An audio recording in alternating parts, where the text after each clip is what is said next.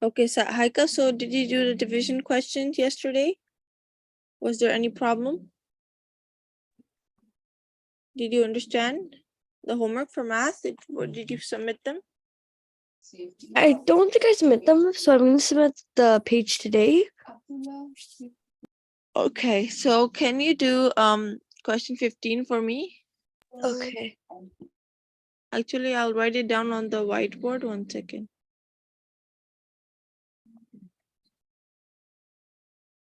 So you can write on the whiteboard, okay? I want you to solve it as well, okay? So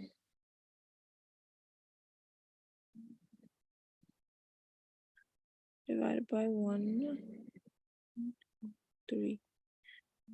Okay, so actually, before I do that, this is basically the question saying 9.62 divided by 1.03, okay?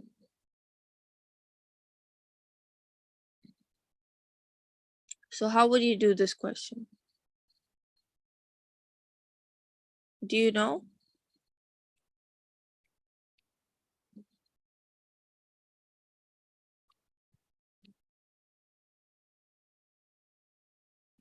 Okay. Can you tell me, Haika, can you solve this on the screen? Okay.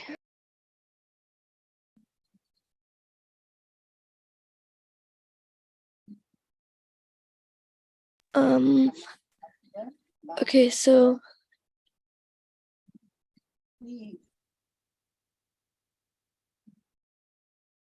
all right, everyone, thank you.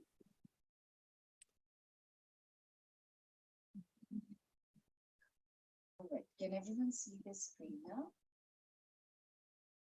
is that the number that's supposed to be up outside, right? This is the number we're doing? Yeah. Okay. There's a decimal in here? Yeah, so one thing we can do is that we know the reciprocal, like we know what we can do, right? To change the division to multiply, right?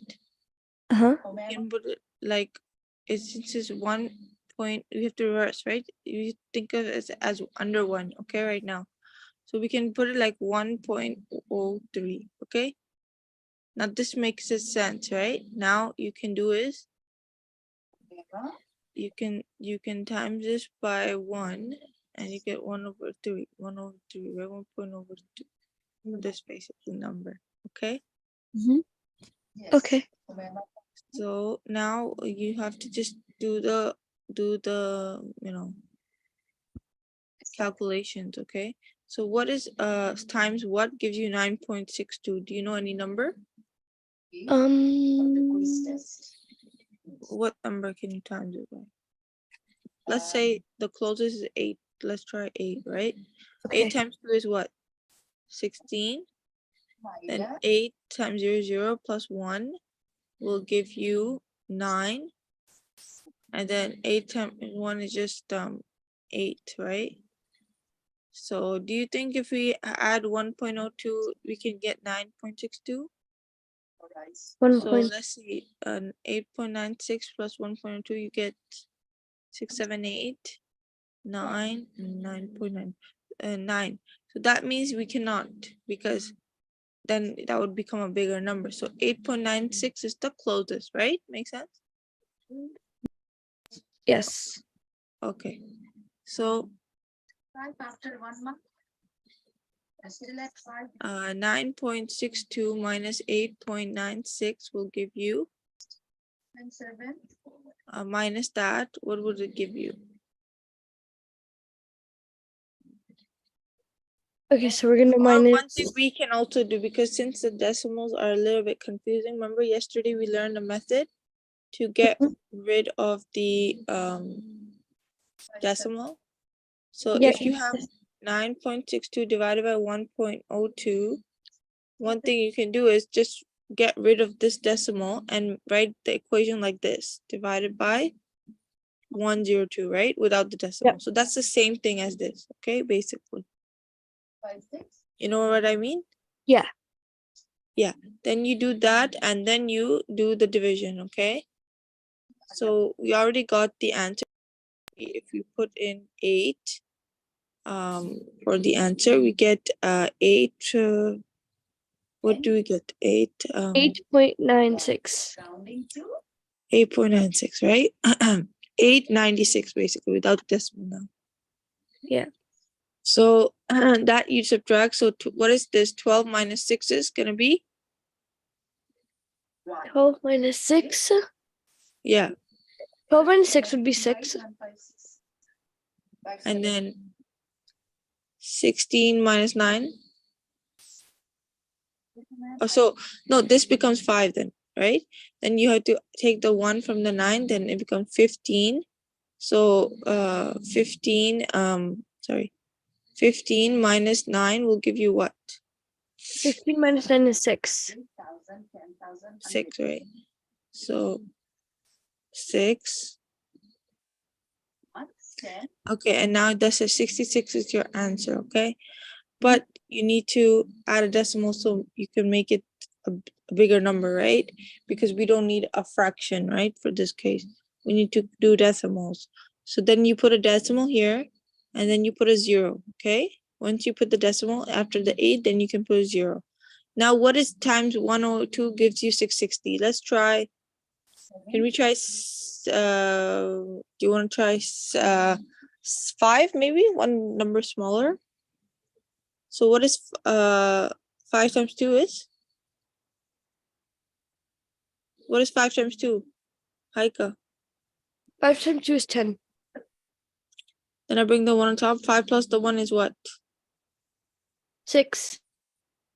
6. And then 560 I get. So 560 minus 660 give me 100. Okay. So that's about 8.5. Okay. Then I add another 0. So what 102 times what number gives you 1,000? So 9 times, let's try 9. So because 102 times 10 will give you 10200. So that we don't want that 102 0, right? We want something smaller. So like close to 1,000. So 102 times 9 gives you what? Can you do the calculations for me? 9 times 2 is 9 times 2 is 18. 18. And then 9 plus 1 is 10. 10, right? So then 9 plus 1 is 10 again. So we get 9 plus, oh yeah. Yeah, so 9 plus 1 is 10. And we're gonna put the 10 here. That's still above the number, right? So we need something lesser than closer to 1,000, not be 102, right?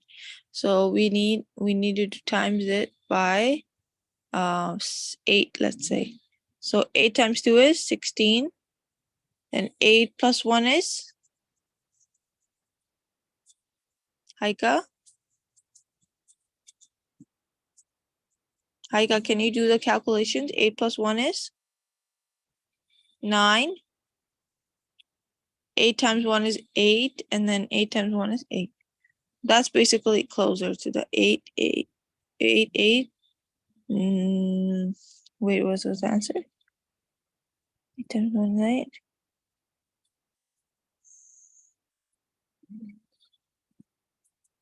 Now, what did I do? 8, 18, 86. It should be 886. Yeah, 886 is the answer. So 896, sorry. 896. Okay. So once I do the subtraction, I will get about 10 minus 6 will be 4. Then 9 minus 9 is 0. Then yeah, so basically 896 minus 1,000 will give you about 104. Okay. Makes sense? 104. Okay.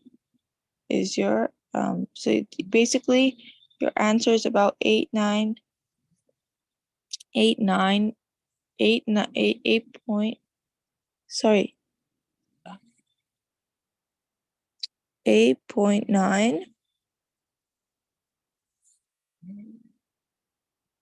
No, 8.59, right? 8.58 is your answer, okay?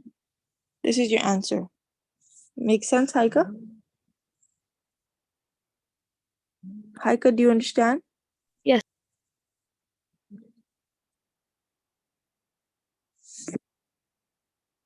Okay. Let me share my screen. I will.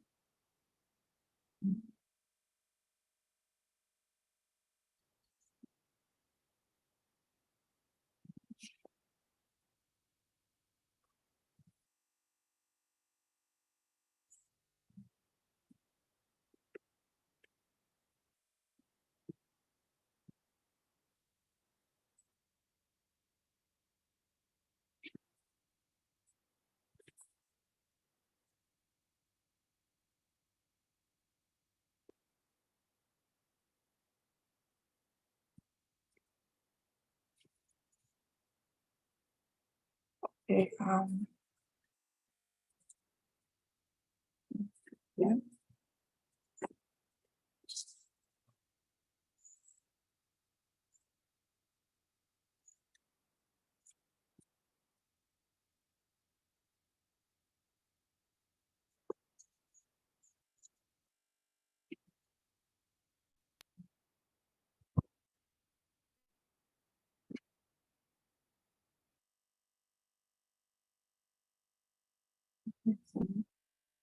So Haika, can you do question number 14 for me? Haika, are you there? Yes, I am. Yes, can you do this question for me? Okay. So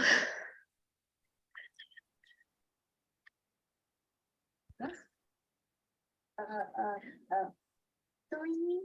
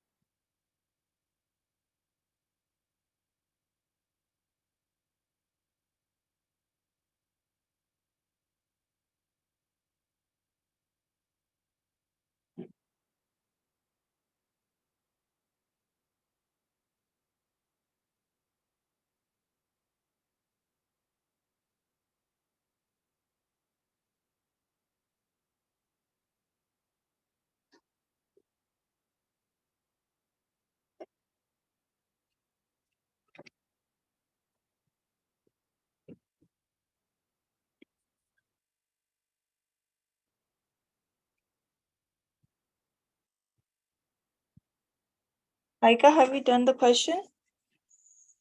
Almost done. Okay, what did you get as an answer? Not done yet. Oh, okay. You want to do it together maybe? Okay, we can do it together. So what's the first step? Remember, we gotta get rid of the decimal. So we gotta write it as 1045 and divide it by, since the 0.5 is basically just 5, okay?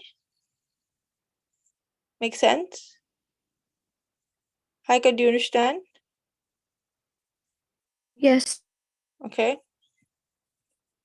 So now we're gonna do is 1045. If you divide it by 10, what do you get? Do you have 5? 5 times 2 is? Can you solve it for me, Haika? Yes. Okay. So have to first. 1,500. You want me to So divide 5 it? times what gives you? Yeah, so 5 times what is basically 10. Do you know what number? 5 times 2 is 10. Yeah. So 2 is 10. Then I bring the 4 down, right? 5 times nothing gives you 4, so I also have to bring the 5 down, so 45. 5 times what number gives you 45 now? 10, 15, 20, 10, 15, 9. 9. Hmm. 29 is your answer because 45 minus 45 gives you 0. Okay, so 29 is your answer. But now we have to do it in decimal, right? We Yes. know that the decimal was originally, the question was 10.45 divided by 0.5, which means that our answer would be about it would be a bigger number. That would be to the place of 2. So 29.0 would be your answer, okay? Okay. Okay, so let's 5, 6. okay. So you have to look at the bigger number, okay? the bigger number. So the bigger number has 2 places. That means that is your answer, okay?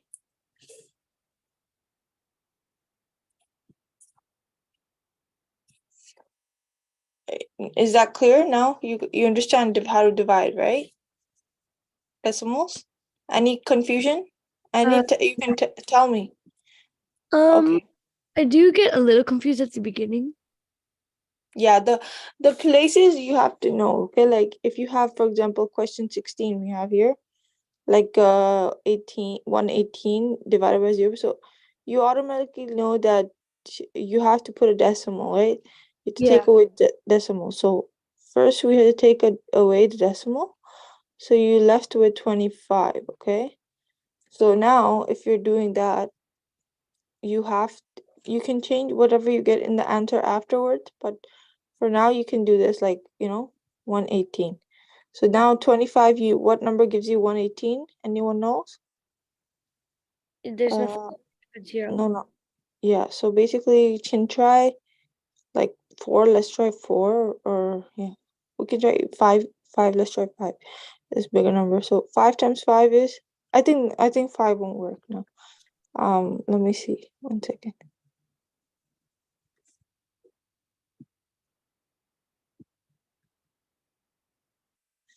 Okay, so let's try 4. So 5 times 4 is, Haika? 5 times 4 is 5, 10, 15, 20. 20, and then 4 times 2 is? 4 times 2 is 8. Then I have to add it with this 2. So what I get? Answer. What do I do after that? 4 times 2 is 8. Then I have to, that 8, I have to add it with the 2 on top, right? That'd give you 10. Yeah, because why do you know the 2 came here? Because 5 times 4 is 20, right? The 2 came from the 20, right? Makes sense? Yeah. Yeah. So then the 4 times 2 is 8, and then 8 plus 2 is 10. So that is my closest number. So 25 times 4 I'm using, okay? So what is 8 minus 0? 8 minus 0 would be 8. Yes. And 1 minus 0? 1. 1. So, okay, so now I have to use a decimal, right? So I put a decimal here. Okay, 25 times what number gives you 18? I mean, yeah, no number, right? So I have to put a 0. So once I put the 0, 25 times what number gives you 180? 180. Yeah.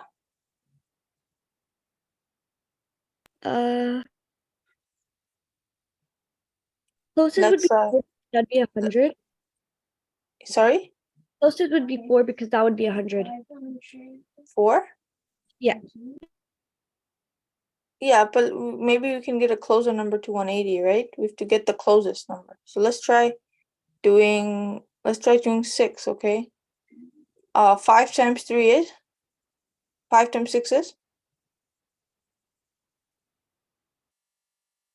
Haika, 5 times 6? Let's try doing 25 times 6, okay? Because we already know 25 times 4 is 100, but we need to get something closer to 180, right? I think there might be some other number. So let's go 25 times 6 is? 5 times 6 is? Haika? Haika, are you there? Haika, can you hear me? Haika? Haika, you have to stay in class. So 5 Sorry, times 6. I thought my mic was on, so I was trying to talk. Yeah, so 5 times 6 is, my dear? 5 times 6? Mm-hmm. 30. Okay. Then 6 times 2 is? 6 times 2 is 12. Plus the 3 on top? That would be 15. 15. Okay. Okay. So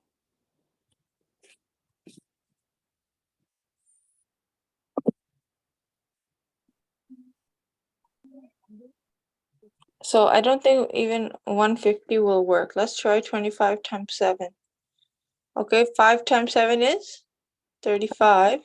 Yep. 7 times 2 is 14. 14 plus 3 is 175. So that's the closest, okay? So that means 175, 180 minus 170 is 10. Okay. Mhm. Yes. Yes. I can't do the rest. So here I'll write it again. 180 minus 170 gives you 10. Okay. So that means you get 10. Then you add another 0. Now you know 25 times 4 gives you 100. So you get 0. So that means your closest answer would be 4.74. Okay. Okay. So 4.74. Okay. Now we have to do the decimals changing. Okay, because our question said one. What was the question saying? Do you remember? The question was saying, wait, which One. question? It was saying 118 divided by 0.25, right? So 118 Mhm. divided by 0.25. So if we get 4.75, that's not correct because our decimals are to the two places, okay? So the answer is likely to be a bigger number, okay? So it's about 472, okay? Okay. So the biggest number is 118. So that's why you have to use the 3-digit. Okay, you have to imagine this is like had a decimal here. The 3-digit, so that means your decimal is gonna be after the 3 digits, okay? Make Okay. sense? Yeah. Okay, so good. Now Haika, I did give you this worksheet to do, okay? You can do like before we move on to the next section, you can do 17, question 17. Okay. Can you do question 17 for me? Sure. Or okay, I'll give it for homework actually. It's okay. Okay, 1 second.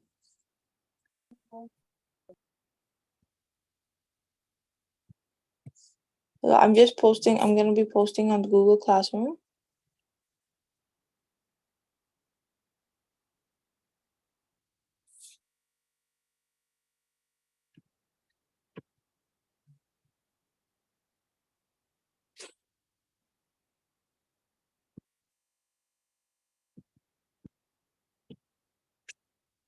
Teacher, Yeah, Aya is now here in the class. yeah.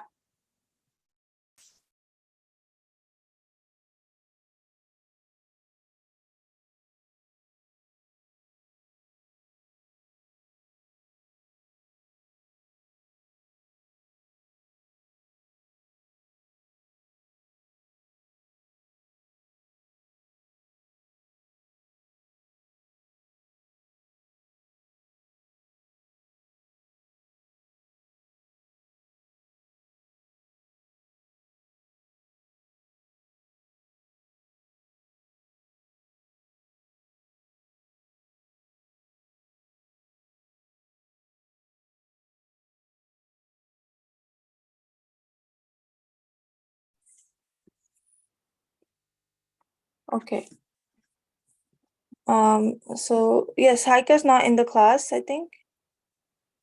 I'm in the class. Is she? Oh, now she is, yeah. Okay, Assalamualaikum Aya.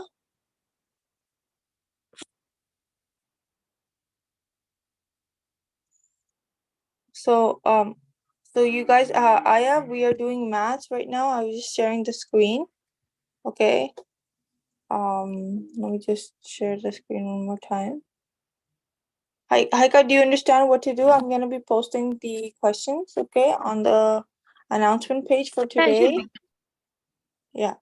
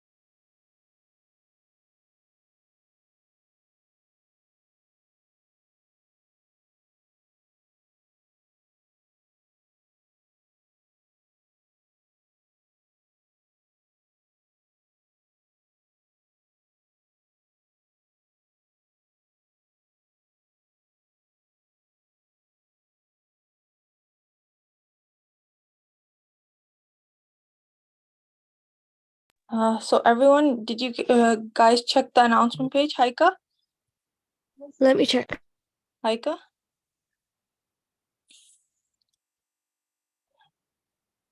Haika, are you there? Aya? I got Have you it. checked the announcement Got it. page? I posted the I in-class got it. assignment. So you guys have to work on those questions, I'm okay? checking. Teacher, can you hear me? Yes, I can. Okay, I received it. Okay. So you guys can work on it, inshallah, and we have to do it in like you guys have 10 to 15 minutes, okay? To do those questions and submit them. Okay, meanwhile, I will be doing grade 6 math, okay? So you guys, grade 7, you can work on the Google Classroom assignment I've just posted, okay? Okay. So let me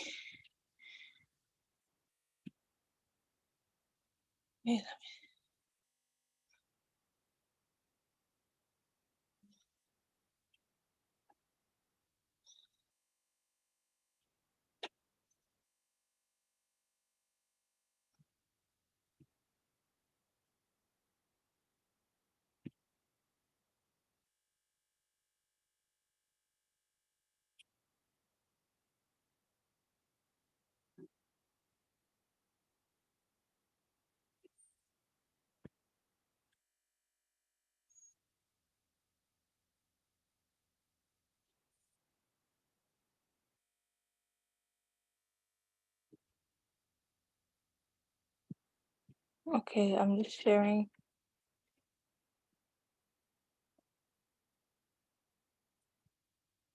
Okay.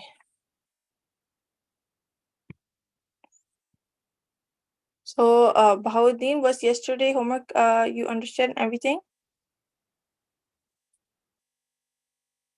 So you know how to apply the rule? Like if I give you this question, Yes.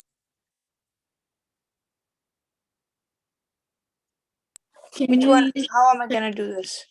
I'm not able to see it properly. Okay, let me write it in text.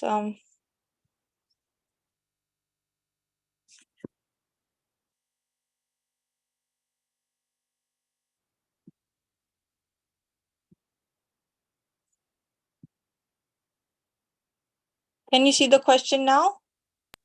Yes, 1.1 Okay. times 5 Yeah. minus.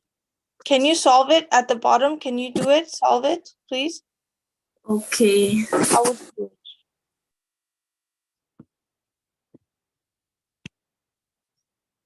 it? I want you to show your work, okay? Okay.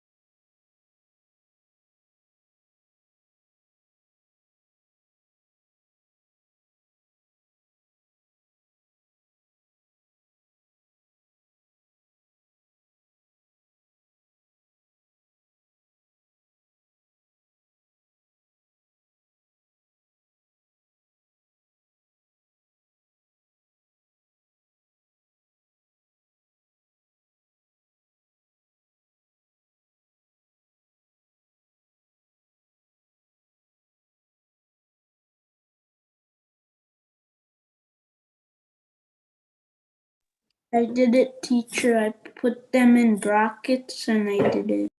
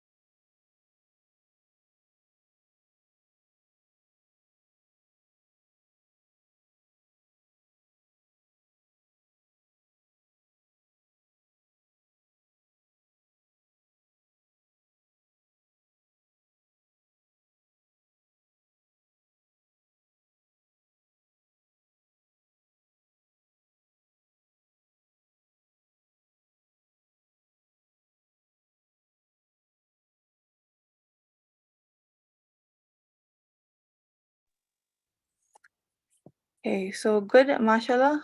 Good job. But first you did -1, Bahauddin.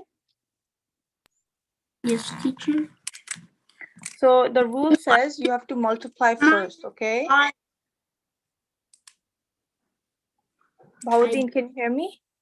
Yes, but if I did it from the other way, 1.1 times 5, it would be 5.5 minus 6. Then it wouldn't be in the plus anymore. It would be minus. Yeah, it's okay, but that's the correct answer. Okay, So minus 5.5. 0.5. 0.5. So this is supposed to be our answer, okay? It's okay if you can have a change in the integer, positive or negative, but this is what the amount is, okay? Okay, so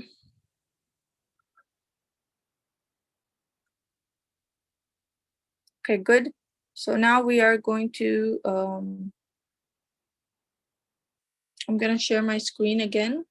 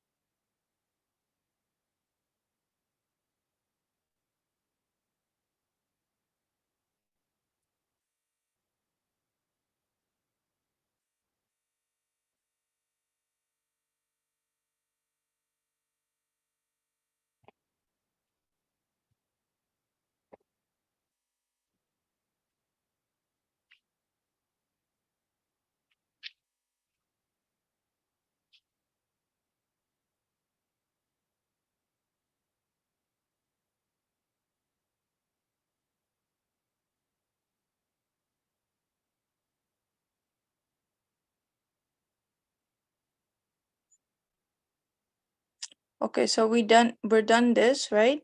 So color the diagram, okay? You did this one, right? And you did so find 6 different pairs of equivalent fractions from the list below. So can you tell me, Bahauddin, which one is the equivalent fraction in this question? This one, the first one here. Okay, let me see.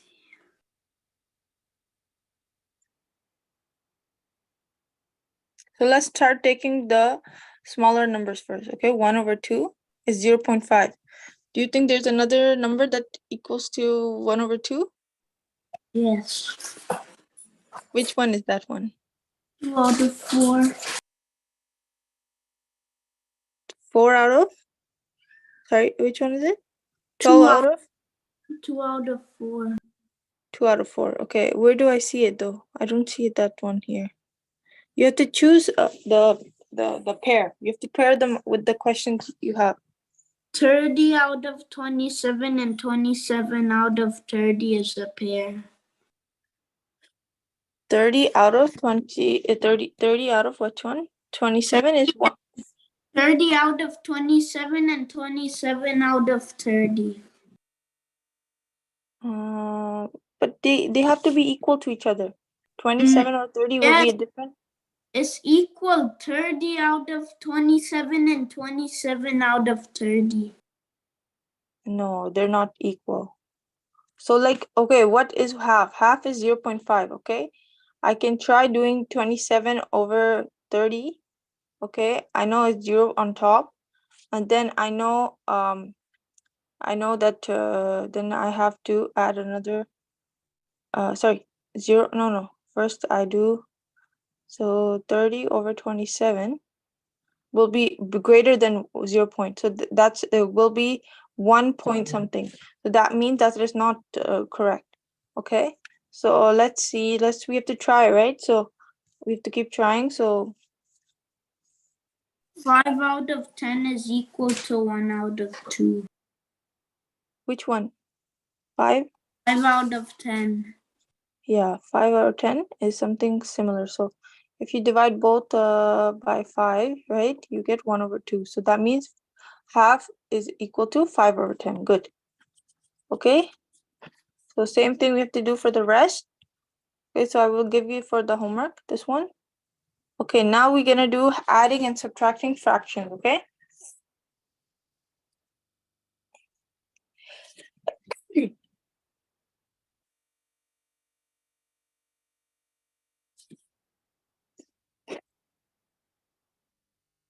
So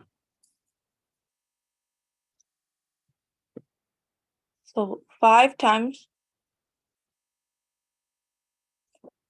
so what is the answer? 5 minus 3 is? So 7 is still gonna be on the top because they're both the same number. But 5 minus 3 is gonna be on the top. So what is 5 minus 3? 2. So my answer is gonna be 2 over 7, okay? Okay, can you do question number 2 for me? Okay, I will.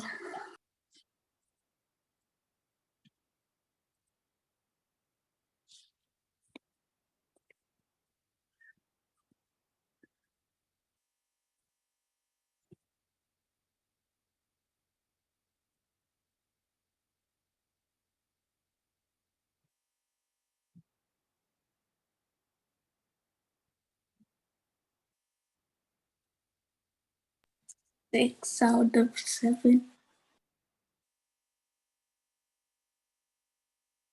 6 out of 7, good.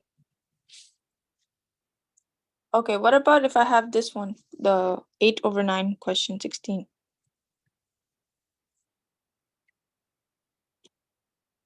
What do I get?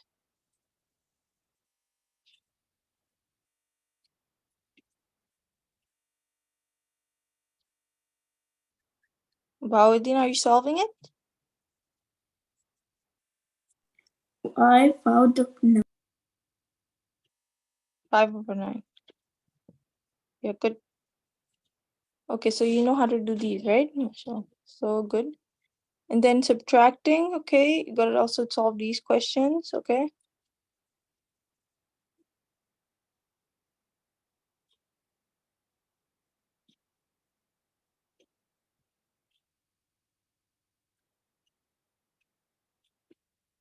So do only the questions that have between 1 over, that have an answer between 1 and 2. Then list an answer from the least to the greatest. Okay, so you have to do this one. So 3 over 8 plus 4 over 8 gives you what? 7 out of 8. 7 out of 8, right? So that is less than, that's between 1 and 2. But that's actually less than 1. So we don't have to use this question, okay? You don't have to do it. You have to use one that's between 1 and 2. Okay, so what about 9? Let's see this one. 9 plus 8 over 10. What do you get? Which question, teacher? The one I circled here. This one. Okay. Arrow. 9, 10 plus 8. You will get 7 out of 10.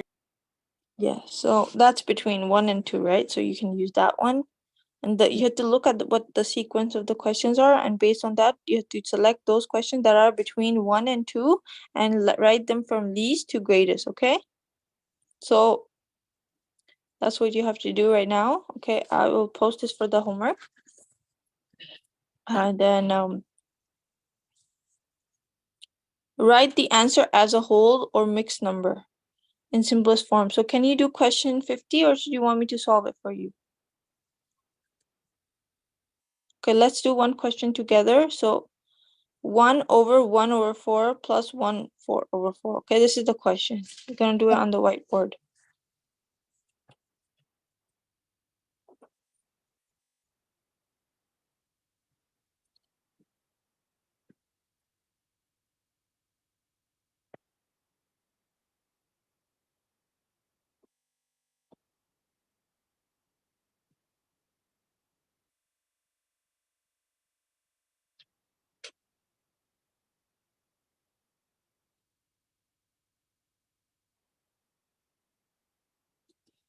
Okay, so how would I do this, Bahauddin? How can I convert this to improper fraction?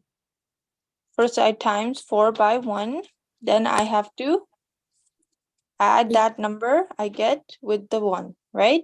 So can you tell me 4 times 1 is? 4 times 1 is 4. Plus the 1 on top will give me what I'm gonna get? 5, right? So 5 over 4 is my answer.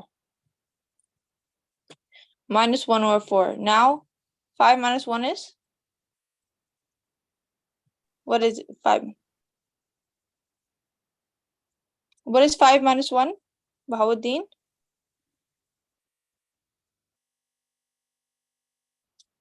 Bahauddin, can you tell me? I don't think you can hear me properly, teacher. Yes, I can't hear you right now. Now I hear you. Can you tell me what is this? 4. 4. 4 over 4 is just what? What is 4 divided by 4? Equal to 1, right? This is my answer.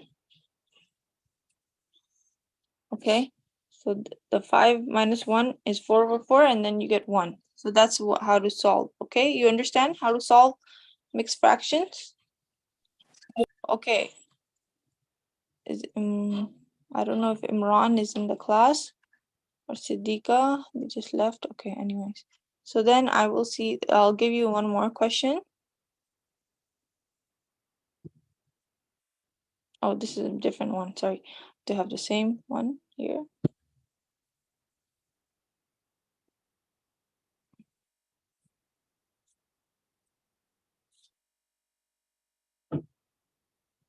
Okay, so 1 3 over 4 is what?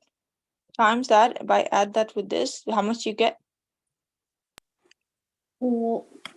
4 times 1 is? 4 times 1 is 4. Yes. And then I have to add that number with the 3. And what do I get? 7. 7. So my answer is 7 over 4 minus 3 over 4. So what is my final answer going to be? It's gonna be 4. 4 over 4 again, and then we get 1 as an answer, right? Yes. So that's our answer, okay? Okay. So one more, I'm gonna just share the screen one more time so we can get an idea of what we're doing.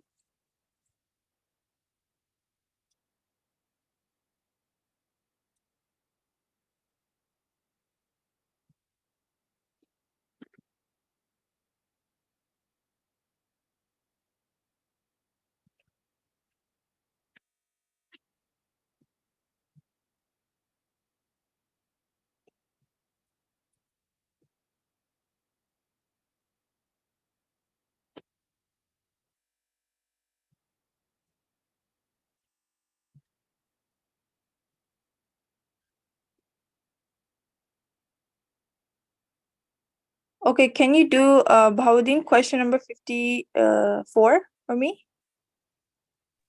Question number 54 The one I is circled. 5 times. It's 407. No, 54. Yes, 407. You mean like this? 4 0 or 7? Yeah, 40 out of 7. Yeah, we cannot write 0 out of 7 like that. So we have to do it like this, okay? So first, can you solve 3 2 over 7 for me? Can you solve this? How do you convert it? The bottom you multiply and the top you add, right? Yes. So what do you get? 7 times 3 is? 7 times 3 is 21. Then what do I have to do? What do I add it by? 21 I get. 21 I have to add it with what? The top number, right? Right? Bahauddin, I have to add it with the top number, right? Yes. So 21 plus 2 is? 21 plus 2 is 22. 23, okay? So plus 23 over 7. So 5 plus 23 is? What is 5 plus 23? 28.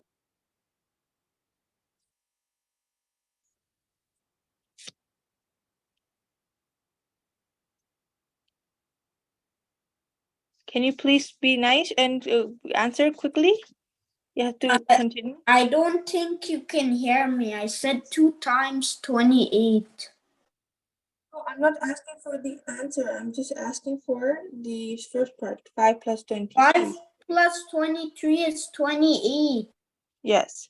Now I have to do the division. So what is 7 times, what number gives you 28? So 28 over 7 just means 28 divided by 7. So you have to do the division, okay? Okay. Okay. 28 over 7 just means 28 over divided by 7. 7 times 4 is? What is 7 times 4? 28. Yes, good. So 28 minus 28 is 0. So the answer is 4, right? This is my answer. Make sense? Yes. Okay. So, okay, I'm just gonna share this one more question on the screen. And I want you to solve it on the screen, okay? For the board. Okay.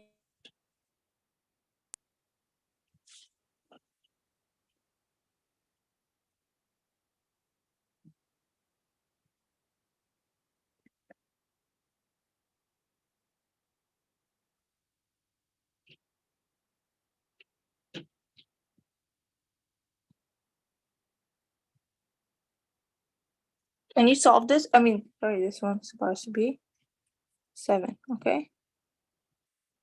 Okay. Can you solve this?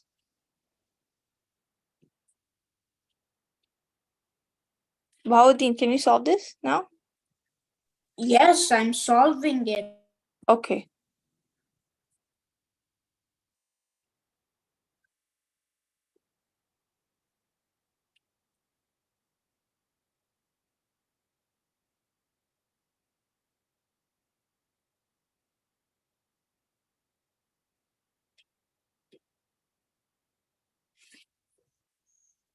You got 2 over 2 over 7. This is the answer? Yes. Okay, let me see because you didn't show me the steps. I need you to show me the steps. How did Okay. you? 3 minus 1, 2, 1 minus 3, 2, and then the 7 and 7 is just equal. So the way I told you, how is the way I told you? 7 times 3 is? 7 times 3 is 21. Then what do I do? What do I add it by now?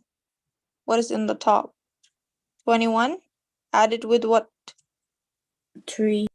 3. So 21 plus 3 is 24 24. over 7. Now I have to do the same thing for 1 over 7. So first I multiply 7 by 1. Then I add it by 1. So 7 times 1 is? 7 times 1 is 7. Plus the 1 on top. 8.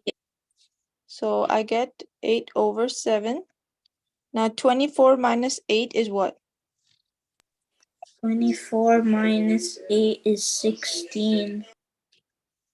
16, okay. So let's see, 7 times 16. So you did the division, right? 16 divided by 7 is just means 16 over 7. So, right? 16 divided by 7 is the same thing. Okay. Yes. So 7 times what gives you 16? 7 times 2 is 14. Then I get 2, right? So good. Your answer is 2 over 2 over 7, mashallah. So it's good. Very good, mashallah. Okay, you can go on the break now. Okay, I'm just gonna Okay, so did Siddiqa come in class? I don't know. Did anyone see Siddiqa come in class?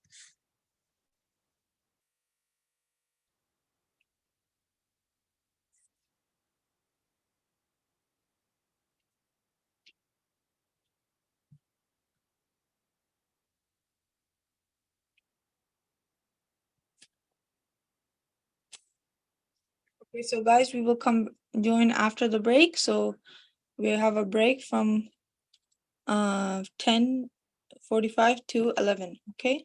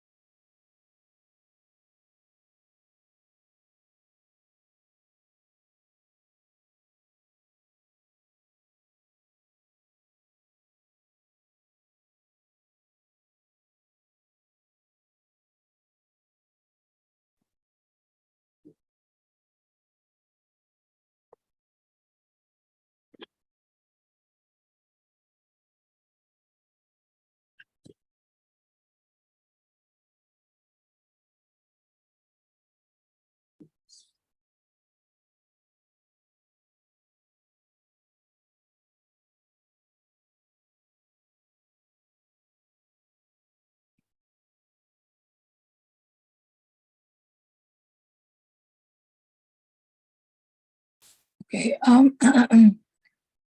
So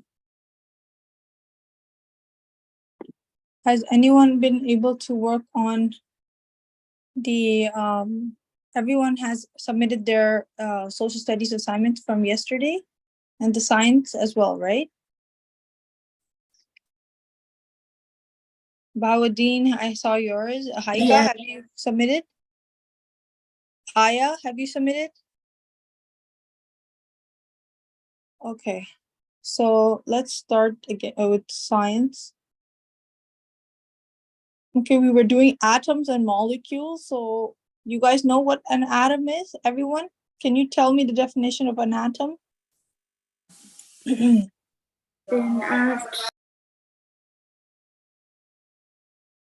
So we see yesterday we learned that atom is the smallest particle of an element. Okay. Okay, and then we learned the molecules, right? What is a molecule? Can anyone tell me what a Haika, can you tell me what a molecule is? Okay, Haika, to understand minerals, we first must understand matter. Matter is the no, I'm not telling you to read, my dear. I'm asking you a question that what do you think a molecule is? What we learned from yesterday. What is a molecule? molecule. Yes. We learned about atoms and molecules yesterday, right? So what is a molecule? Molecule is like a group of two or more atoms. Good, mashallah. Okay. What is an element? Bahawaddin? An element is let me think. So an element can be an like a gas, a liquid, solid, right? It's a form of matter, and an atom is the smallest unit of a chemical element. Okay, so elements composed of like basically are made up of atoms. Okay, is that clear? Yes.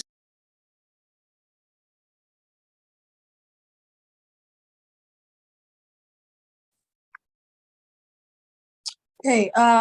Can Aya read what is Earth shape? So can Aya read this? What is a flatter earther? As you walk around, the Earth looks flat. So why do you think that the Earth is round? The best reason is that we have pictures taken from space. These photos show that Earth is round. Astronauts aboard the Apollo 17 shuttle that scroll up.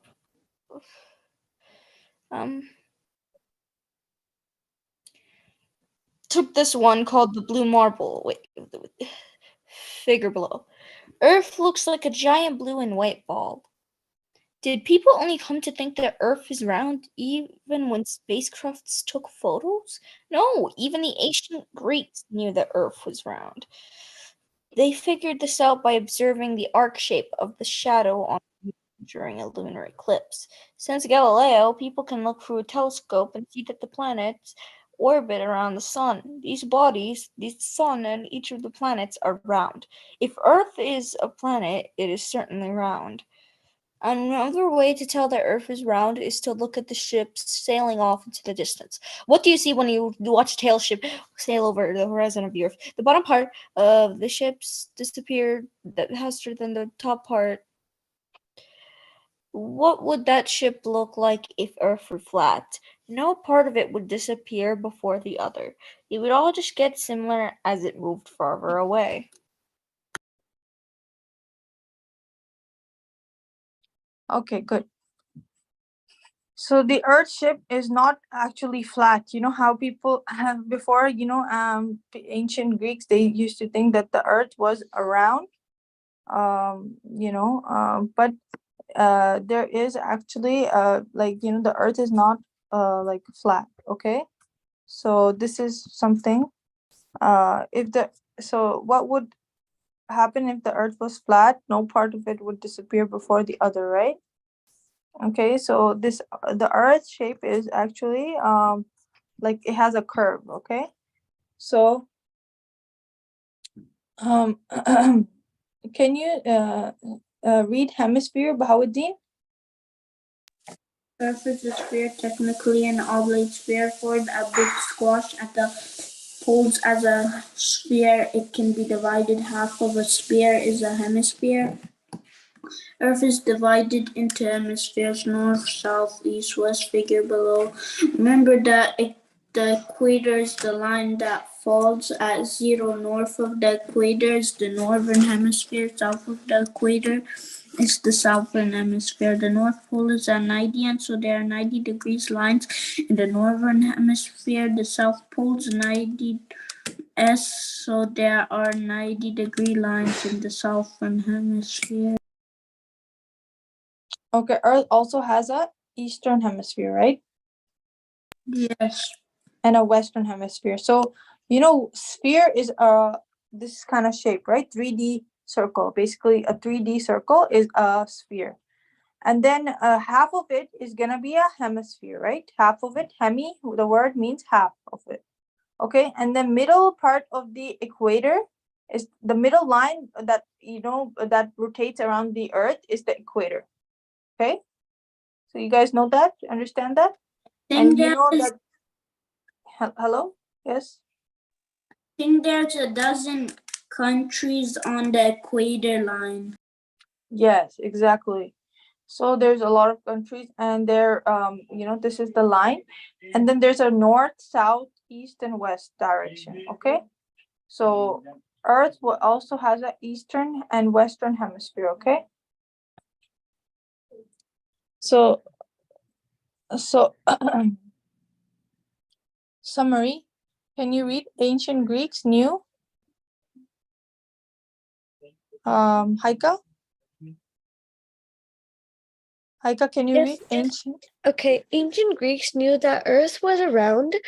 They saw the shadow the planet cast on the moon during a lunar eclipse. Through a simple telescope, the other planets appear to be round, so Earth must be round. A boat does not get smaller with distance, but sinks below the horizon. This is more evidence that Earth is round. Good.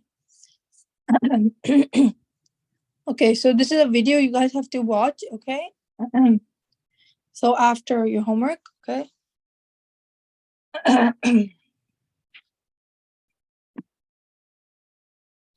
So watch the video and answer the questions. Okay, so was everyone able to do yesterday's Google Classroom assignment I posted for the science and social studies, right? So the same way you guys have to do this one as well. Okay.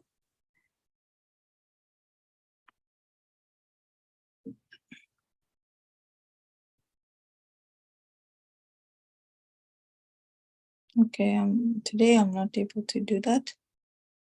So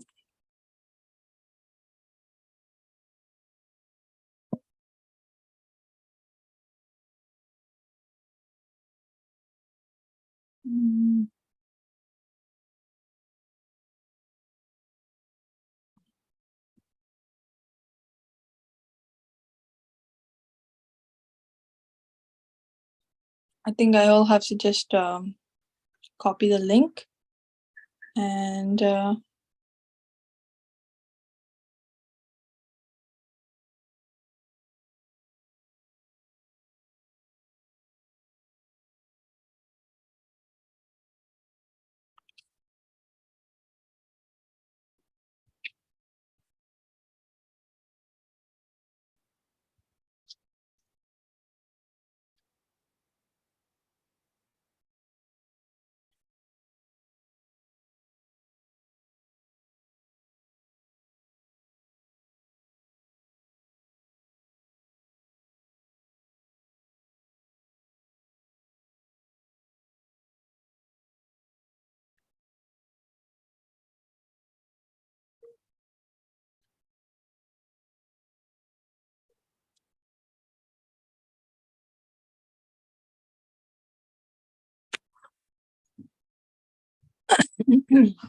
Okay, so I posted the science assignment. Now we will do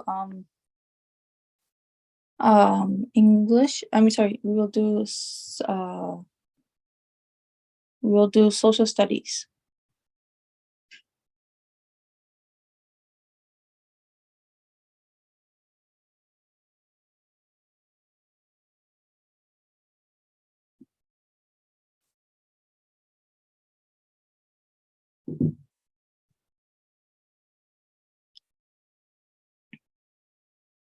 So economic growth. Okay. Haika, can you read? Okay, economic growth. The size of a nation economic is commonly expressed as it grows domestic product GDP. GDP.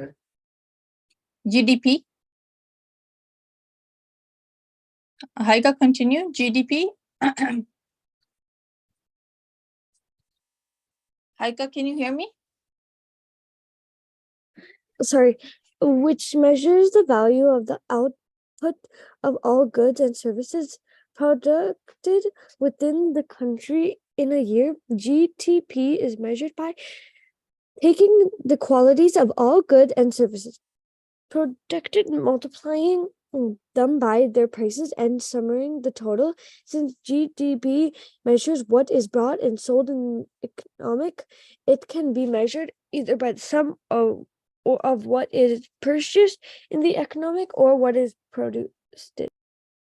Yeah. So GDP is basically like a measured value, right, of how much output and input, like how many goods are being sold and how many, like what is the like production value, right? So it's about the goods and services. It's like a way to calculate, right?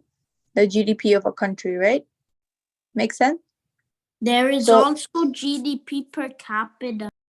yes. So for like each there's a it measures the like the economy, right, of growth. Okay, makes sense.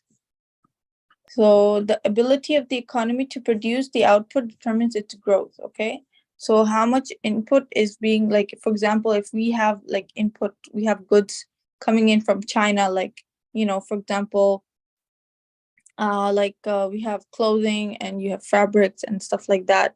The textile industry is being run here in Canada because of supply that is becoming from China. That itself is gonna measure if there's a lot of input coming in to the country, how much are the sales, how much is it consumers are purchasing that that fabric, and that is gonna measure its growth, right? So that's where you use GDP to measure the growth, okay, of the production. Make sense? You guys understand? GDP per capita, it's the GDP but divided by the population. Yes. So there's a calculation that you have to do, that you have to divide it by the population, right? Like you can use a sample, you can use of a population to measure, maybe, for example, if there's 1 million people living in Canada, so you're gonna, like, in each state you might take 10 or like 100 sample, right, of people, and you can measure for what the majority might be, right? So it's kind of like an estimate, right? Okay. So Bhawadin, can you read tracking real GDP over time? Tracking real GDP over time. When news reports indicate the economy grew 1.2% the first quarter, the reports are referring to the percentage change in real GDP. By convention, GDP growth is reported at an annualized rate. Whatever the calculated growth in real GDP was for the quarter, it is multiplied by 4 when it is reported as if the economy were growing at that rate for a full year. Real GDP is important because it is highly correlated with other measures of economic activity like employment and unemployment. When real GDP rises, so does employment. The most significant human problem associated with recessions and their larger, uglier cousins, depressions, is that a slowdown in production means that firms need to lay off or fire some of the workers they have. Losing jobs imposes painful financial and personal costs on workers and often on their extended families as well. In addition, even those who keep their jobs are likely to find out wage raises are scanty at best, or they may even be asked to pay cuts. Table 1. Listen the pattern of recessions and expansions in the U.S. economy since 1900. The highest point of the economy before the recession begins is called the peak.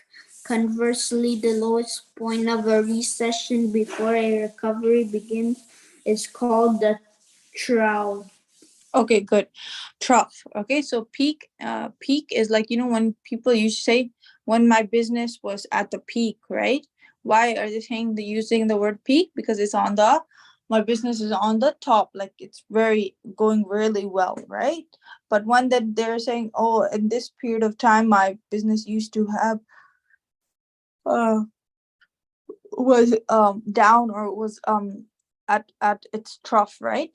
They use the word trough means that it was at lowest point, right? Makes sense? You got understand? Okay. So the trough is like, and the peak is explaining in this table. So in the December 1900s, and peak was September 1902. You can see the difference, right?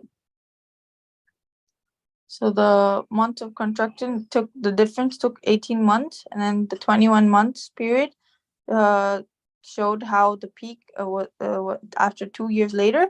You can see the business was at the rise, right? Make sense? You guys understand? So 21 months later, the business, it took for a month of expansion for the business to reach its peak, right? Okay, so this is how they used to see the difference between like the lowest and the highest point of business, right? Or economy. Okay, so our private think tank, the National Bureau of Economic Research, sorry, what is this? Okay, the economy, where was I? Sorry. Yes, so a private think tank, the National Bureau of Economic Research, is the official tracker of business for the U.S. economy. However, the effects of a severe recession often linger on after the official ending date assigned by NBER. Okay, so over the long, U.S. real GDP has increased dramatically. Okay, so in the U.S., GDP has shown an increase, right? And then at the same time, GDP has not increased the same amount each year. Okay, so every year there's a different amount of GDP that increases. It's not even, okay?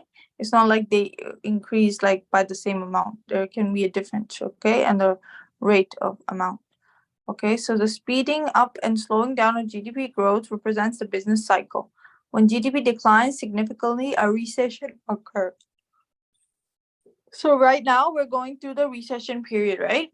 Where the GDP has declined due to what factor can it be? Can you guys tell me one factor why the GDP has decreased in currently in 2023 in Canada? Maybe the market hasn't been selling a lot of stuff, so when it sells less, it has less money, and when it has less money, it will go through a recession or a trough. So this is why when the business, and what else might have affected it? COVID and other excuses, like other reasons, right? When people weren't going to work because of their sickness, because of the illness, that had really declined the economy. Because if people don't go to their work and don't do their job, then that affects the economy. And if if it's not one person, if it's like many thousands of people that were being affected, right, by their sickness in the air, right? So the virus was spreading and they couldn't work, and that was one really big factor, okay, of why the GDP. Because if people run the economy, right? If people don't work for it and people don't go to their jobs, that will eventually affect the economy as a whole, right? Makes sense? Is China going to surpass the United States in terms of standard of living? Okay, Haika, can you read? Or anyone else is in the class? Aya, can you read? Aya? Aya, Okay. can you please read? A Yes. shown table has the second largest GDP of countries, $12,406 compared to the United States, 16,245. Perhaps it will surpass the United States, but probably not anytime soon. China has a much larger population, so that in per capita terms, its GDP is less than 1/5 of the United States, 9,162 compared to 51,706. The Chinese people are still quite poor relative to the United States and other developed countries. One caveat, for reasons to be discussed shortly, GDP per capita can give us only a rough idea of the differences in living standards across countries. High-income nations of the world, including the United States, Canada, and the Western European countries, and Japan, typically have GDP per capita in the range of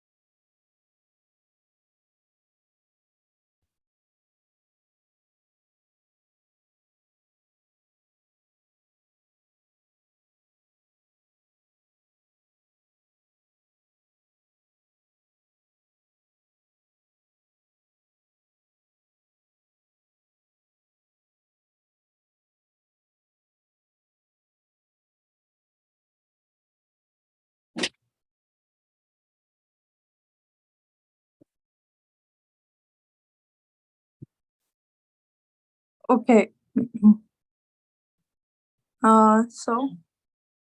So the low-income countries in the world, many of them located in Africa and Asia, often have GDP per capita of less than 2,000 per year. Okay. Okay, so there is a difference. Yesterday we learned about Uganda. Does anyone know what we learned about Uganda? Anyone knows in Africa what was happening? Uganda is a really poor country. Yes. And they had like the currency they were using their own currency, which was their currency, and they're using about also Zimbabwe. They were using about 1 million Zimbabwe currency for paying teachers, and then there was on top of that there was more when they were when they were buying goods, they were spending about thousand of to buy grocery and stuff like that. So Zimbabwe currency, but then they finally gave up when their currency had no value, right? Their 1 million of their Zimbabwe currency is actually equal to $1 US dollar. So it's like no value, right? 1 trillion is Yes, $1. $1. So it almost has no value, right? So that then they gave up and they started. What did they start? They started printing their own currency paper, printing paper for their currency, but it ended up not working. So they just bought the US dollar, right? They just use the US dollar now. Make sense? In 2017 to 2018, Zimbabwe, they doubled their GDP from 17 billion to 34 billion. Yes. So can you read this, Haika, standard of living?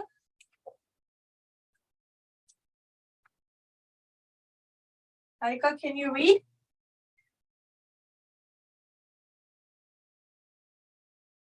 Haika, can you read? Okay, Bahauddin, can you read standard of living? Standard of living is a broader term than GDP. While GDP focuses on production that is bought and sold in markets, the standard of living includes all elements that affect people's well-being, whether they are bought and sold in the market or not, to illuminate the gap between GDP and standard of living. It is useful to spell out some things that GDP does not cover that are clearly relevant to the standard of living. Limitations of GDP as a measure of standard of living.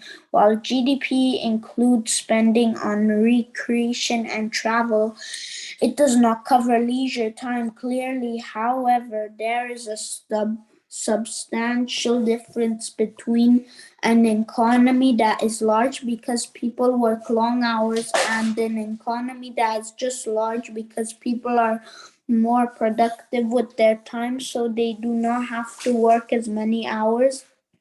The GDP per capita of the US economy is larger than the GDP per capita of Germany, as was shown in. But does that prove that the standard in the United States is higher? Not.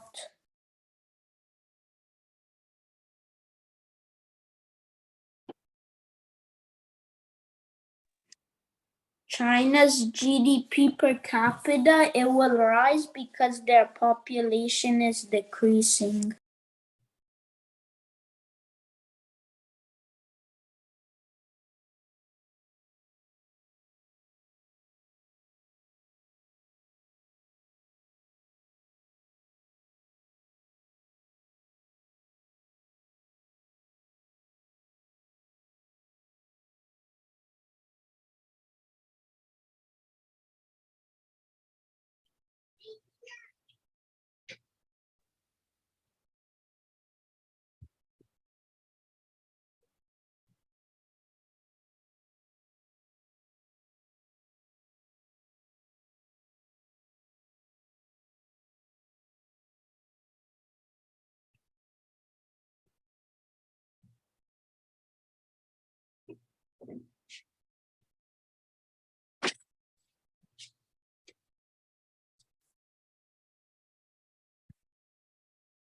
Okay.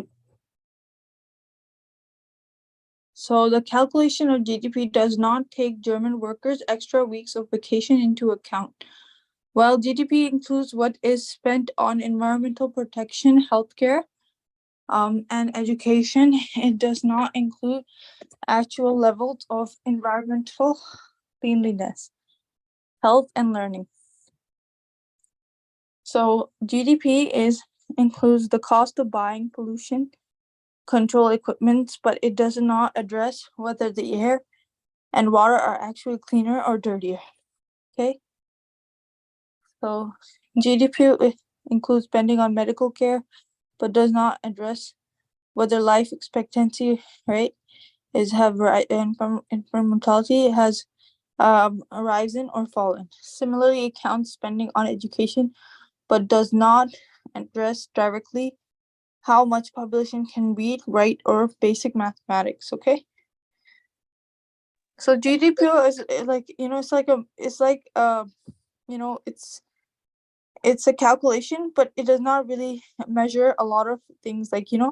Even though we're spending money on these resources like education and healthcare and other areas, but we cannot really address whether they're actually the population is actually being educated or not, right? Makes sense? So China, yes, Bahuddin?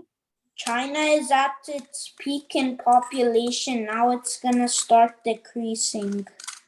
Yeah, see, because in China they also have one child policy, so that's why they their population is likely to decrease over time because over time, so this will decrease the population, right? That's why they had the policy, right? Yes.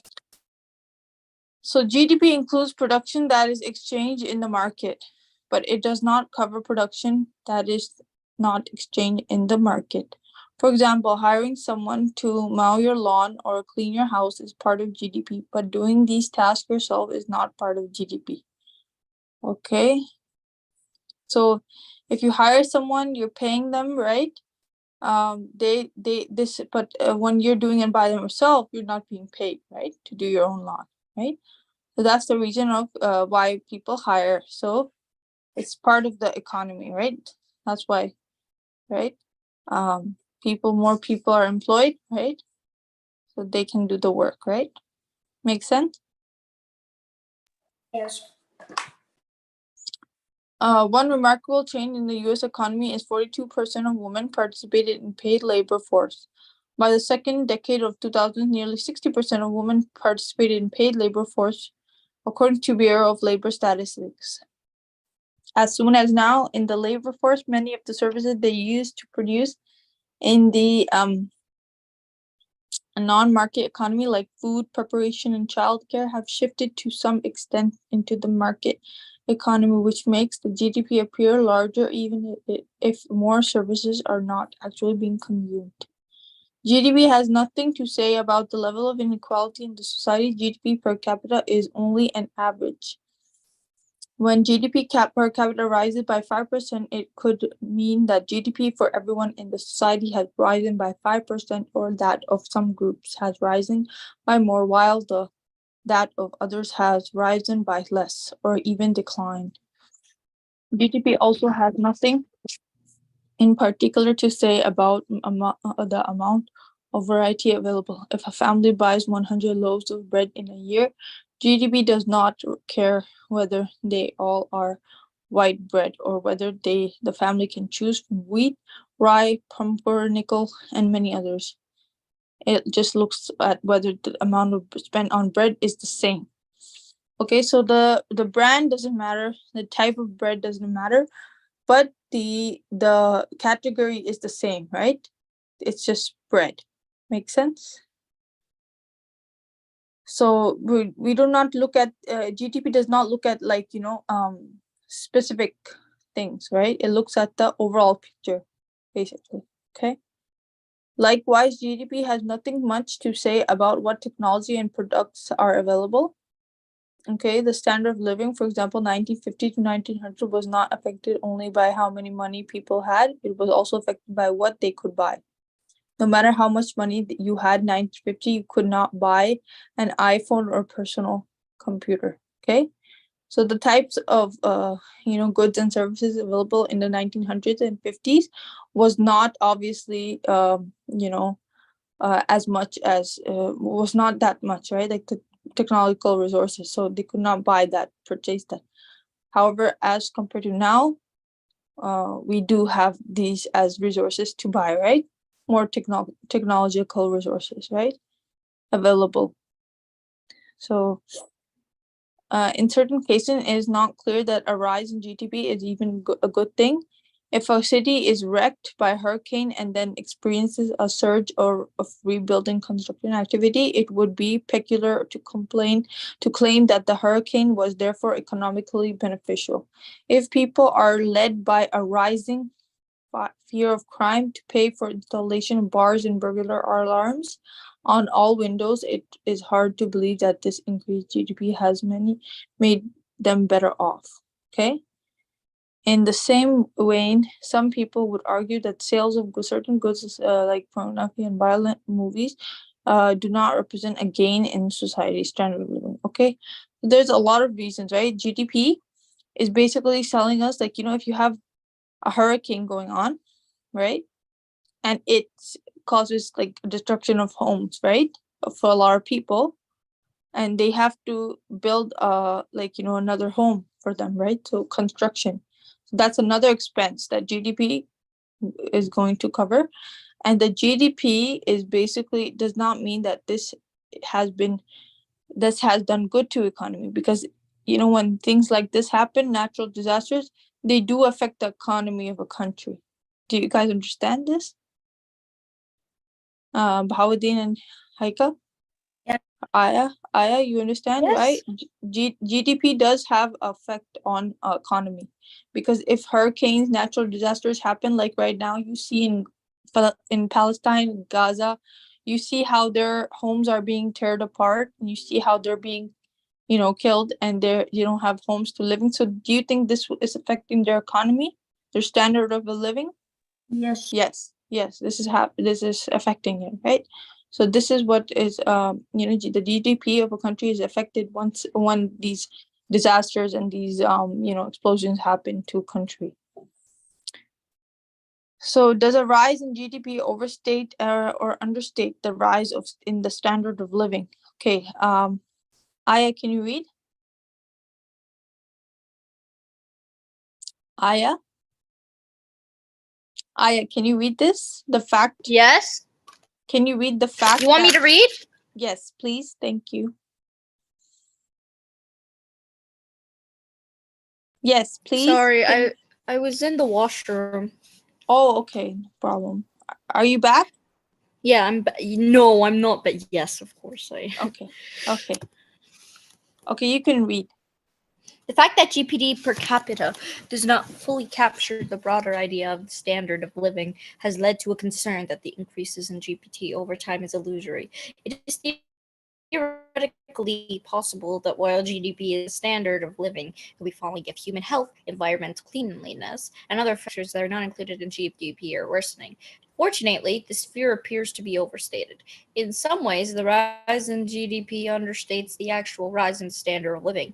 For example, the typical work week for a US worker has fallen over the last century from about 60 hours per week to less than 40 hours per week. Life expectancy and health have risen dramatically, and so has the average level of education. Since 1970, the air and water in the United States have generally been getting cleaner. New technologies have been developed for entertainment, travel, information, and health. A much wider variety of basic products like food and clothing are available today more than several years ago. Yeah. So, like a lot of in the previous generation, a lot of people did not have these goods available that are available to us currently, right? Like we have technological resources and many things, right? So, and healthcare is improved and everything is improved, right? And also the typical worth for a US worker has fallen over the last century from about 60 hours per week to less than 40 hours per week. So now only the thing is affected is the work purposes. So before, people had more hours to work, and there were more jobs available, but now there's only less. There's the job market has definitely decreased. Have you seen when you go to the dollar store or anything, like you go to the grocery store, do you see these aisles where there is self checkout? You guys see that when you go? Yes. Anyone? Yes. So what has that done to, even in Dollarama, you can do that. Okay, they have this option of, even doing cash payments and debit payments. Hasn't that decreased the workers in the dollar store, in other areas, in other stores? Did you see that? Do you In think the that? Yes, Bahauddin?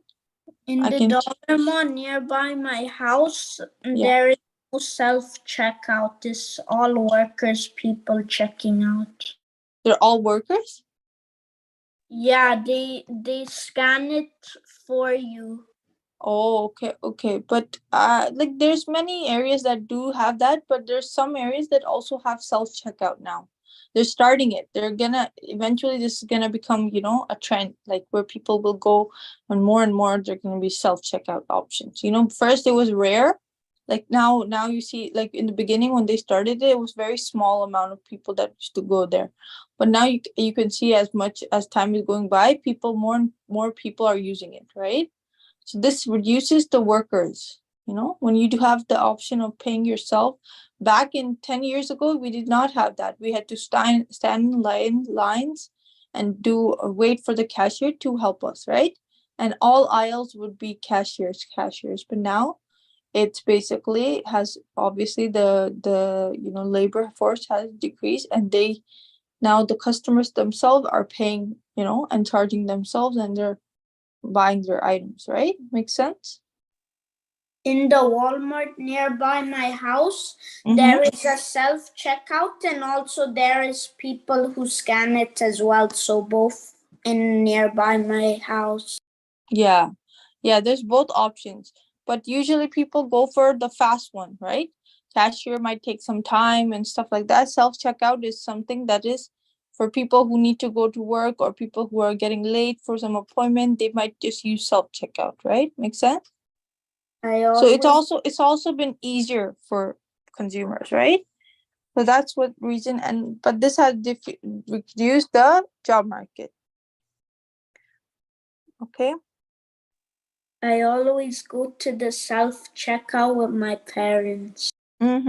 Yeah. See, so a lot of people do that. Even I do. So a lot of people sometimes they're getting late for something. So it might be just more, effective, time efficient, right? That's why you use that option. But this has reduced the cashier jobs, right? So on the other side, rates of crime levels and traffic congestions and equality of incomes are higher in the United States. Okay, so this also has increased the rate. A lot of these jobs that are not available to consumers has increased less job, opportunity, and also has increased when people are not employed, their likelihood is the crime rate to increase. Why? Because a lot of people might not even be like focused on factors like education and other things, and then that might make them not very they might not have any resources of income, and might lead them to go towards other ways of earning income, which are not the right way, like criminal activity and stuff like that, right? So that is wrong, and then that's what happens, when the economy is going low and declining, the crime rate increases. Okay, this is a fact. Like, this is what they use for measurement, right? They use this calculation. So when economy decreases, rates of crime increases. Now, like, a lot of burglars and stuff break into banks and stuff. Why do they do that? Why do you think that happens? Does anyone know? Yes. Why, Bawati? They're robbing it so they can get the money out of the bank, or they murder because someone will pay them to murder this person, for example. Yeah. So that's why they don't have education, they don't have enough financial stability in their household. This might lead them to do wrong activities, which is, because they don't have ethics, morals. They're not taught that, you know, by their parents or by their family members. Maybe they're left alone, and they might be in bad environments, right? In bad society, hang out with the wrong people, and for the purpose of just money, right? To get money, right? And that might be that might lead them to get into criminal activity and go into jail because of their not being good citizens, right? So this is all affected. Okay, when there's no jobs, no people don't have enough income, this is what they might end up with. So it's always good to be focused on what to be a good citizen, good person, and do the right thing, get education, because these are basic needs of human, right? So makes sense? Everyone understand? Yes, I know. What are the top 10 most dangerous countries? Yeah. Okay, we'll talk about that later. So we'll talk about what is GDP is rough but useful. Okay, high level of GDP should not be the only goal of macroeconomic policy or government policies. More broadly, even though GDP does not measure the broader standard of living, and with any precision, it does not measure the production well, and it does not indicate when a country is materially better or worse in terms of job and income. In some countries, a significantly higher GDP per capita occurs hand in hand with other improvements in everyday life, such as many dimensions like education, health, and environmental protection. No single a number can capture all elements of a term as broad of standard of living. Nonetheless, GDP per capita is a reasonable, rough, and ready measure of the standard of living. How is the economy doing? How does one tell? To determine the state of economy, one needs to examine economic indicators such as GDP. To calculate GDP is quite an undertaking. It is the broadest measure of a nation's economic activity, and we owe debt to Simon Kuznets, the creator of measurement, for that. Okay, so how can we tell how a good economy is doing? By measuring the GDP, as we learned. And the GDP is a huge, as of third quarter of 2013, 16.6 trillion worth of goods and services were produced annually. Real GDP informs us that the recession of 2008, 2009 was a severe one, and the recovery from that has been slow but is improving. GDP per capita gives a rough estimate of nation standard of living. Okay, so GDP is an indicator of a society standard of living and a rough indicator, right? Only a rough indicator. Okay, so how is the society doing? We cannot say it's the best measurement, but it's a rough indicator of how good the society is doing. Okay, so what is the things that have affected levels of health, education, activities conducted outside the market, changes in equality of income, increase in variety, increase in technology, increase in society, positive and negative value for that society, and may place and certain types of output. Comparing GDP among countries, it is common to use GDP as a measure of economic welfare or standard of living in a nation. When comparing the GDP of different nations for the purpose, two issues immediately arise. First, the GDP of a country is measured in its own currency. The United States uses US dollar, Canada, Canadian dollars, Western Europe, euro, Japan, yen, Mexico, peso, and so on. Okay, for instance, the United States has a much larger economy than Mexico and Canada. Okay, so this is what the currency value also determines how good a country is doing. Okay, so I see India. Okay, we have Canadian dollar that is 60 rupees.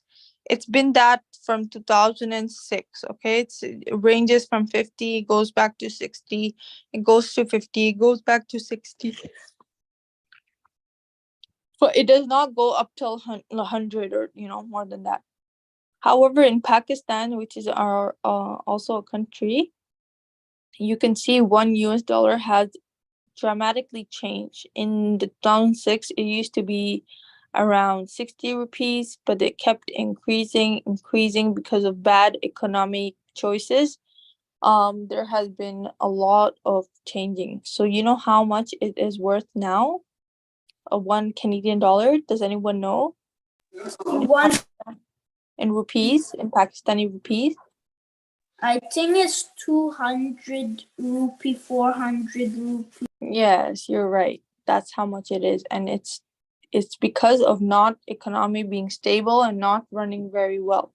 Okay, leaders have not spent on the country to make sure the resources such as, you know, um, gas, electricity are being provided to consumers.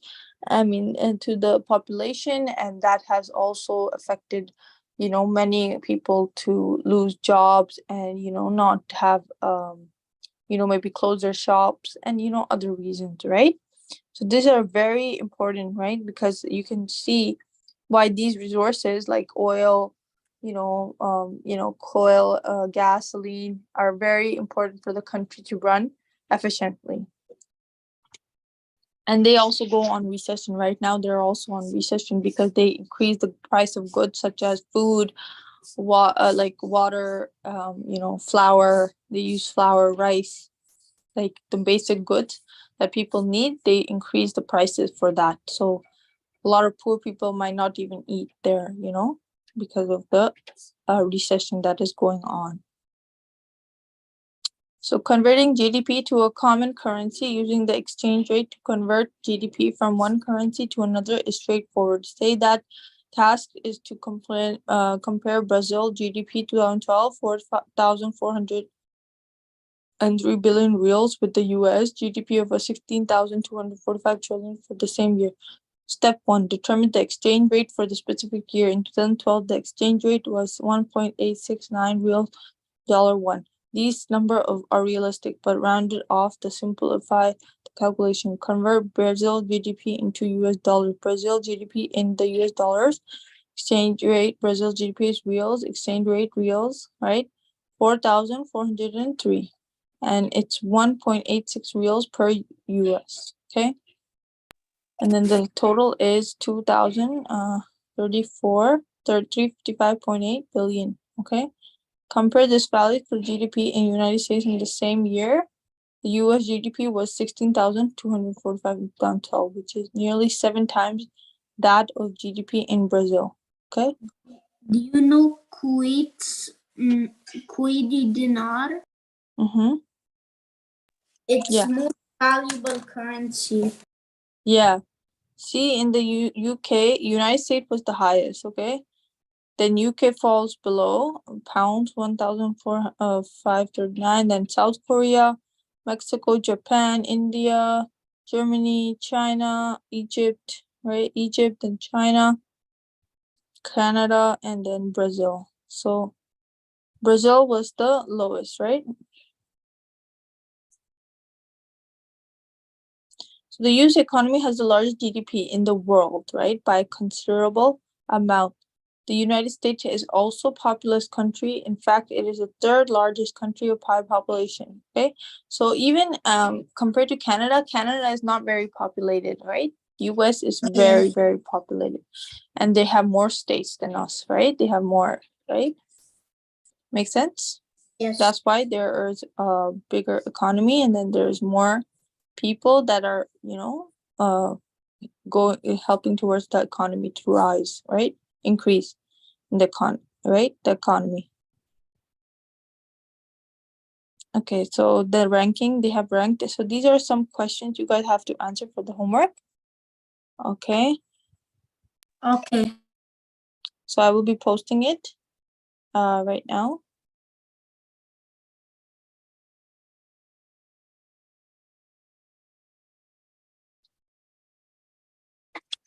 So you guys can work on it, and right now you can work on the science, and I'm also going to be posting the TVO kids, okay?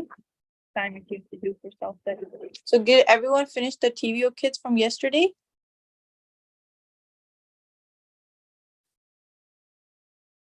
Okay, finish that, and right now I'm just going to be posting the questions for the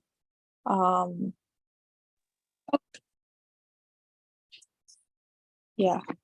So I'm going to be posting questions, work on the science assignment on TVO Kids after and I don't know if I saw everyone turning in the TVO Kids assignment. Can you guys read the personification one? And please submit it on the Google Classroom. Okay, guys? Okay, so after 12 o'clock, you guys can go on the break. First, read the Google Classroom I will post. Please check it, okay? The science and social studies assignment, okay? Okay, assalamu alaikum, everyone.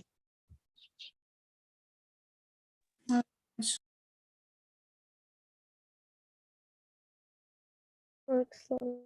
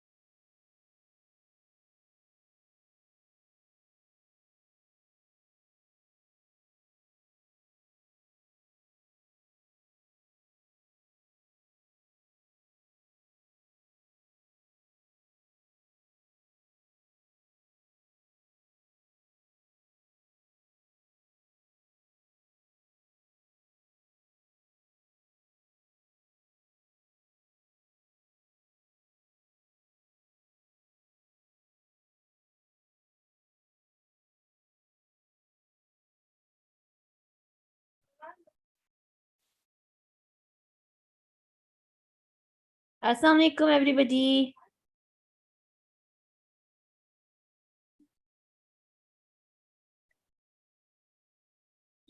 Hello. Hi, Qabar, Claudine, and yes, Siddiqa. Oh, Siddiqa is not online? No, she's not going to be joining today, I think. Hmm? She's not here today.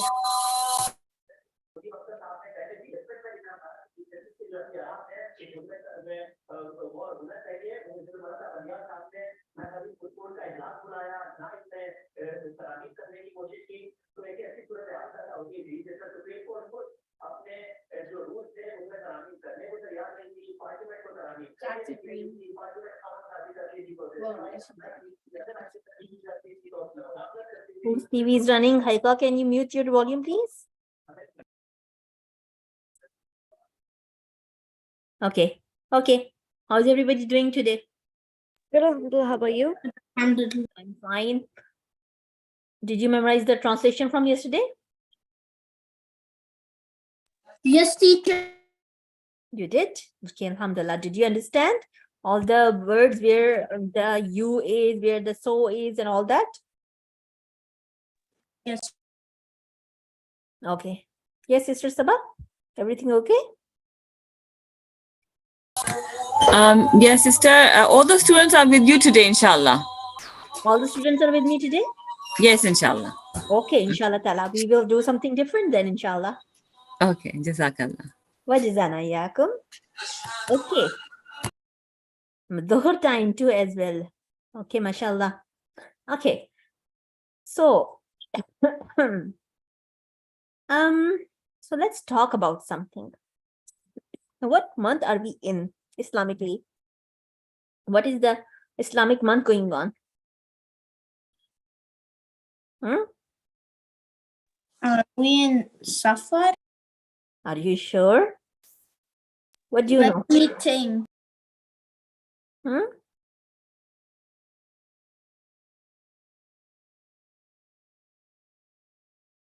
This is the month of?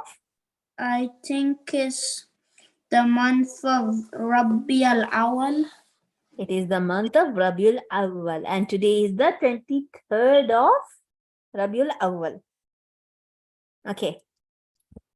How many months in the Islamic calendar? 12. 12 months. 12 months. In the Muslims calendar, 12 months. Who knows the names of all the months? I know a teacher. Say it. Muharram, Safar, Rabbi al-Awwal, Rabbi al-Thani. Is it Rajab next? Jamad al-Awwal.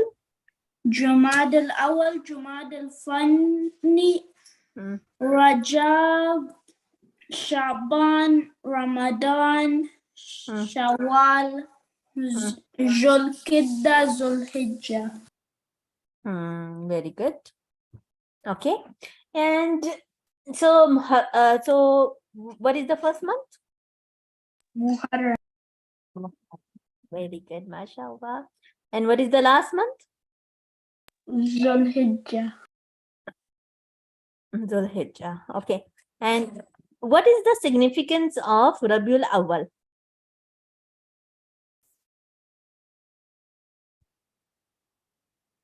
Who knows? Why is Rabiul Awwal important?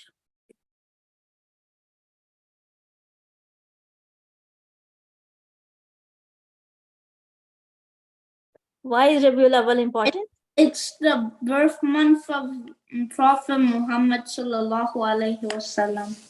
It is the birth month of Prophet Muhammad sallallahu alaihi wasallam. And who was he? Who knows who he was? He was the last and final prophet. He was the last and final prophet. Prophet and messenger. Yes, that's true.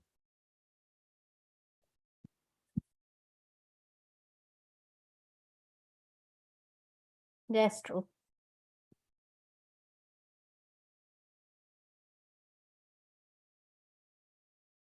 What do you know about him? Okay, where was he born?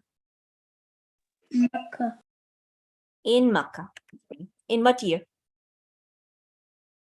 In 593, I think. In?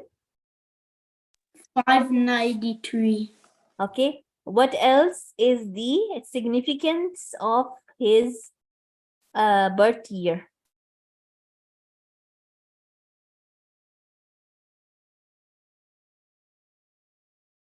What else is the significance of his birth year? Who knows? Why else is his birth year significant? Because it's the year of the elephant. Who knows about the year of the elephant? In the year of the elephant, Abraha, what did Abraha do?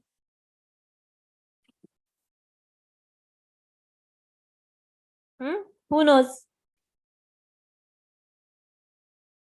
Abraha attacked Makkah with his army. And then he, what did he do? Do you remember? What did Abraha do?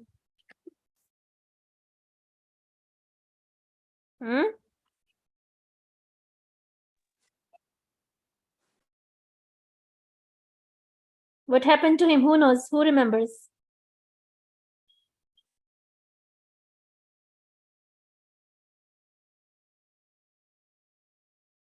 Come on. Don't you know? Don't you know the seerah?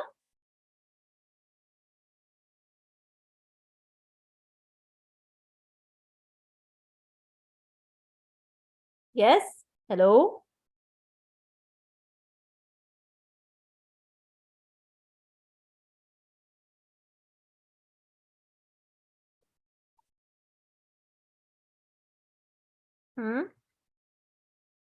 Abraha attacked Makkah with his elephants, with his army.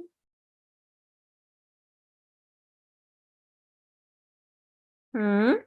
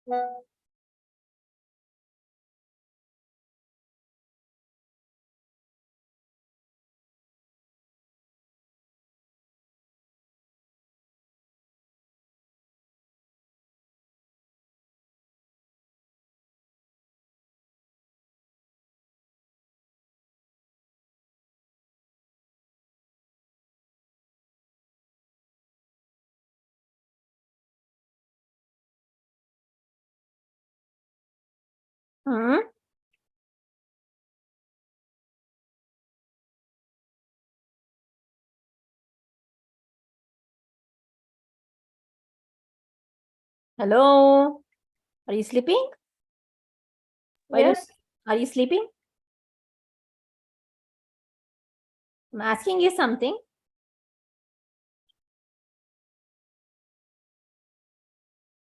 Do you know about the army of Abraha? No. You don't know? No. Okay. Okay. So, the year Prophet Muhammad ﷺ was born, before his birth, there was a king of Yemen, a Christian king. He brought his army to Makkah and he wanted to destroy Kaaba. Okay. So the people of Makkah, the chiefs of Makkah, they prayed to Allah to protect Kaaba, okay, from this army, okay. And those people themselves, they went and hid in the mountains. So Allah subhanahu wa ta'ala, he sent flocks of birds, okay, with pebbles in their mouth. And those flocks of birds, what they did was they threw those pebbles on the army of this king, okay, and the elephants were not able to move forward, and all the army of this king was destroyed and killed, okay, and the Kaaba was saved from these people, okay. In that year, Prophet Muhammad sallallahu alaihi wasallam was born.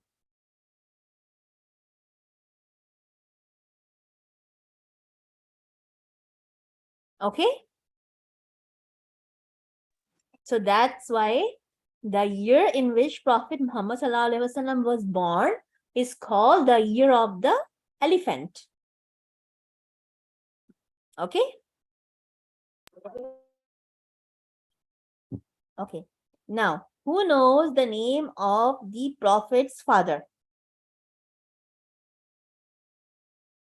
Abdullah. And who knows the name of his mother? Amina. Amina. And who knows the name of his grandfather? Abdullah. Abdul Muttalib. Okay. And who knows the name of his uncle? Abu Talib. Okay. And who knows the name of his other uncle? Hamza. Okay. And who knows the name of his cousin? Ali. Okay. And who knows the name of his best friend? Abu Bakr. Abu Bakr. And who knows the name of his first wife? Khadija. Khadija. Yes. And who knows the name of his youngest wife? Aisha. Aisha. Very good. And who knows how many wives he had?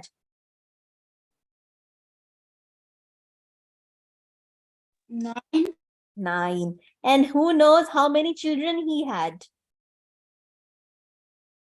4 daughters. How many? 4 daughters. 4 daughters. Okay. What do you know their names?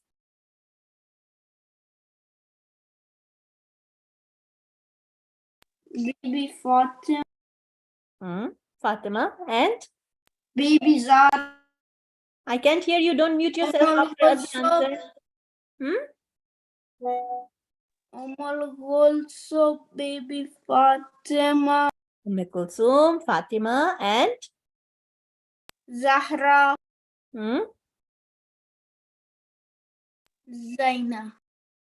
Zainab. Okay. Good, mashallah. And do you know about his children who passed away?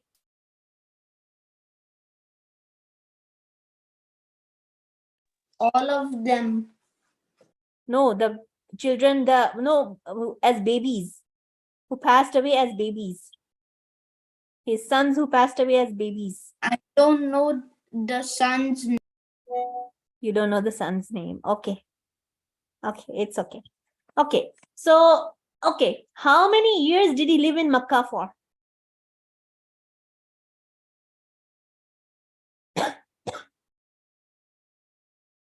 Who knows? For how many years did he live in Makkah for?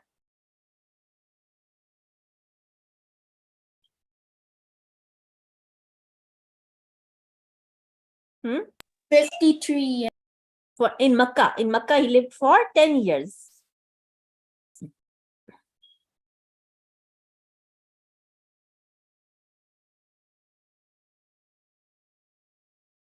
I think it was 10 years in Medina. Are you sure? Yeah, I think so. 1 second.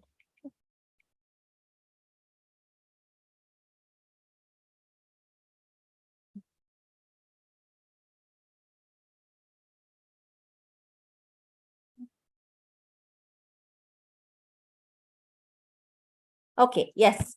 He lived in Makkah for 13 years. And how many years did he live in Medina for? 10. 10. 10. 10 years. Okay. He lived in Medina for 10 years and Mecca for 53 years. No, after gaining prophethood. Mecca 13, Medina 10. Okay. And at what age did he gain prophethood? 40. 40. Okay. Okay. Okay. And tell me, what was the first battle of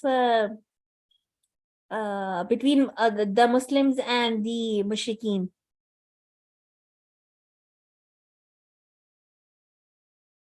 Badr. Battle of Badr. But Who won that battle? the Muslims. The Muslims. Good, mashallah. Who helped in that battle? Who helped other than the humans? Who helped in that battle?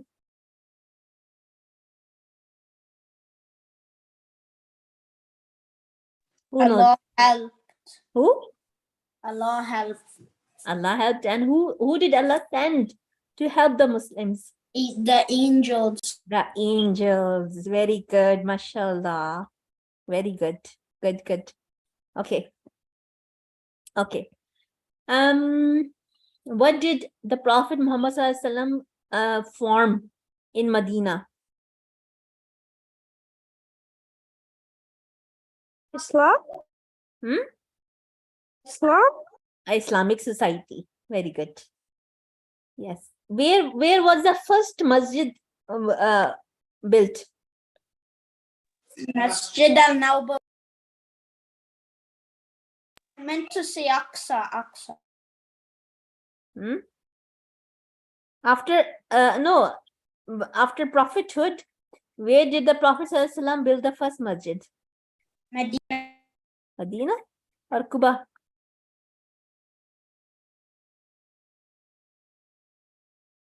Hmm? Kuba Masjid.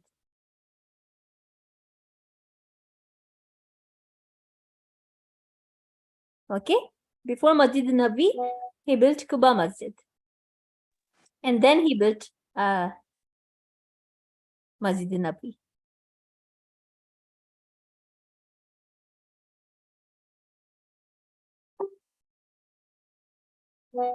Okay. Because he stayed in Kuba before going to Medina. Okay.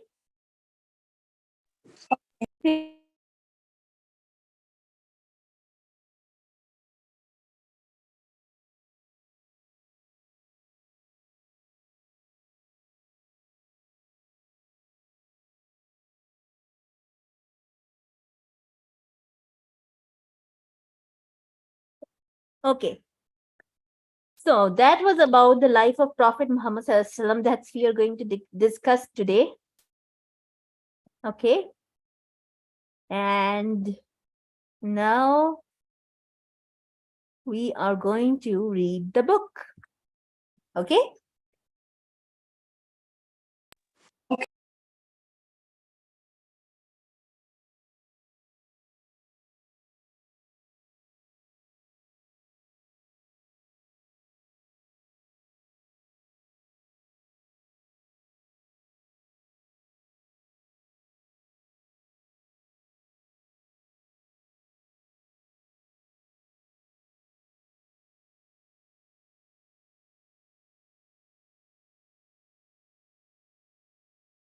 We are going to read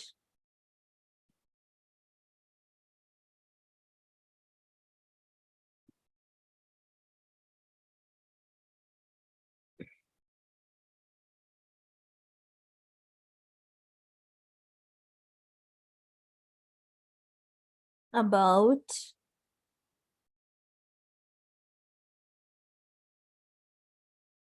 Prophet's daughter Ruqayya today. Okay?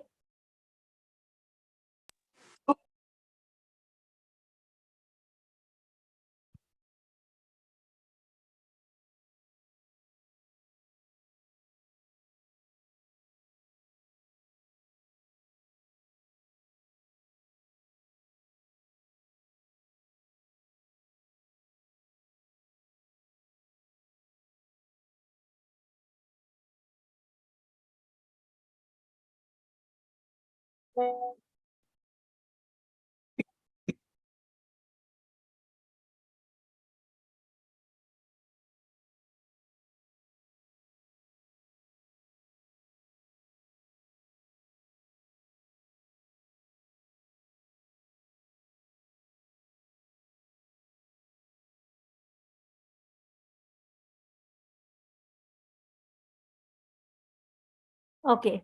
أعوذ بالله من الشيطان الرجيم. بسم الله الرحمن الرحيم. Who would like to read first? Hayqa, why don't you read? Okay. Mm. Ruqayya was the oldest daughter of the Prophet ﷺ. Say, From his wife Ruqayya radiyallahu anha Ruqayya Allah was the oldest daughter of the Prophet ﷺ.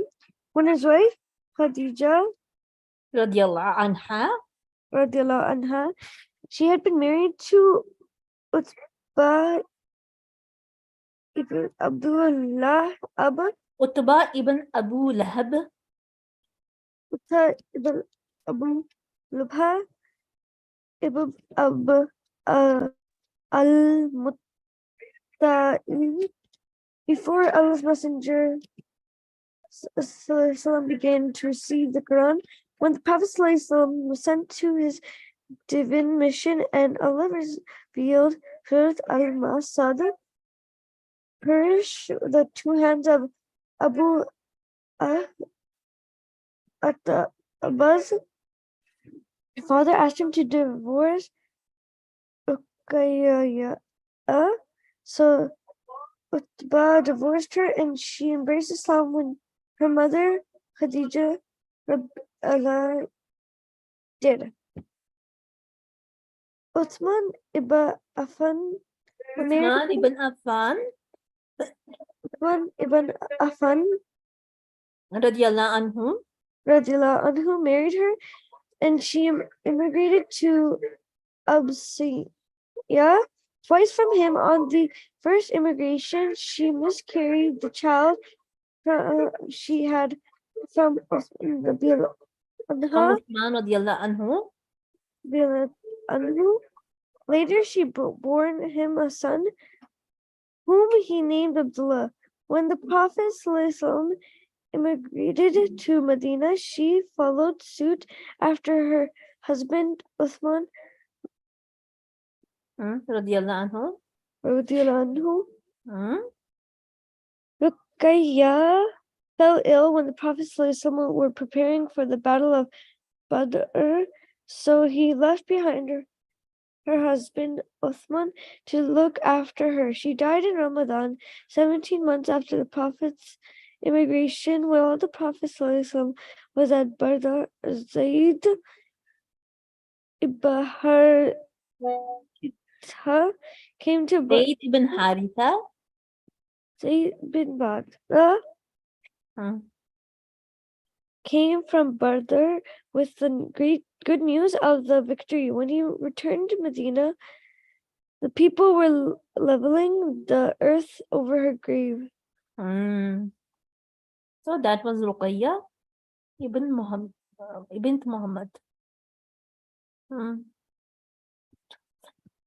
Ruqayya was the daughter of Aisha. Is it true or false? False. False. She immigrated twice to Medina. True or false?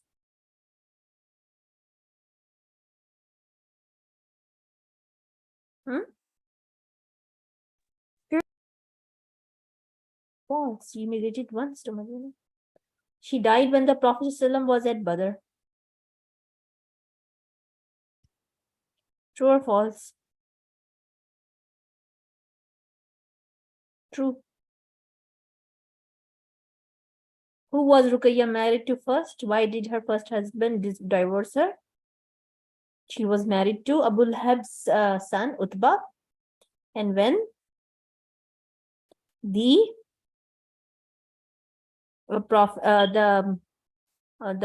surah of the Quran was revealed about him, about Abu Lahab, then Utbah divorced her.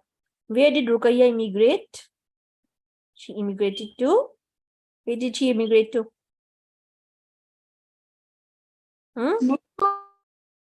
To? Abyssinia. She immigrated to Abyssinia twice. The good news of the victory of Badr clashed with a sad event. What was it? It was the death of Ruqayya. Okay? Okay, we have 30 more minutes. What I want you to do is in these 20-30 minutes, I want you to practice some Quran now. Okay? So, Okay, teacher. okay, so we will practice some Quran.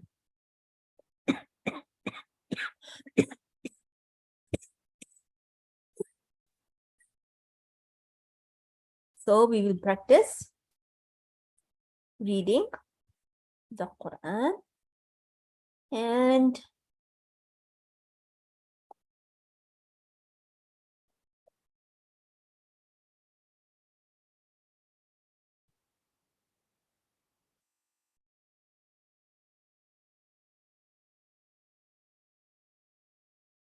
in the Quran we will practice, you know which ayat, which surah?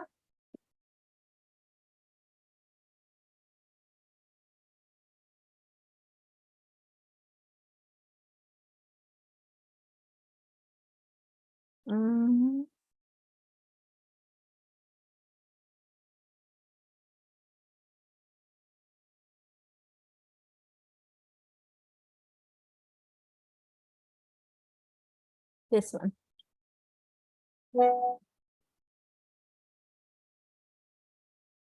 This one. Surah Al-Jinn. Who wants to read first? I cannot see, teacher. Oh, I didn't share the screen yet. I'm sharing the screen now. Okay.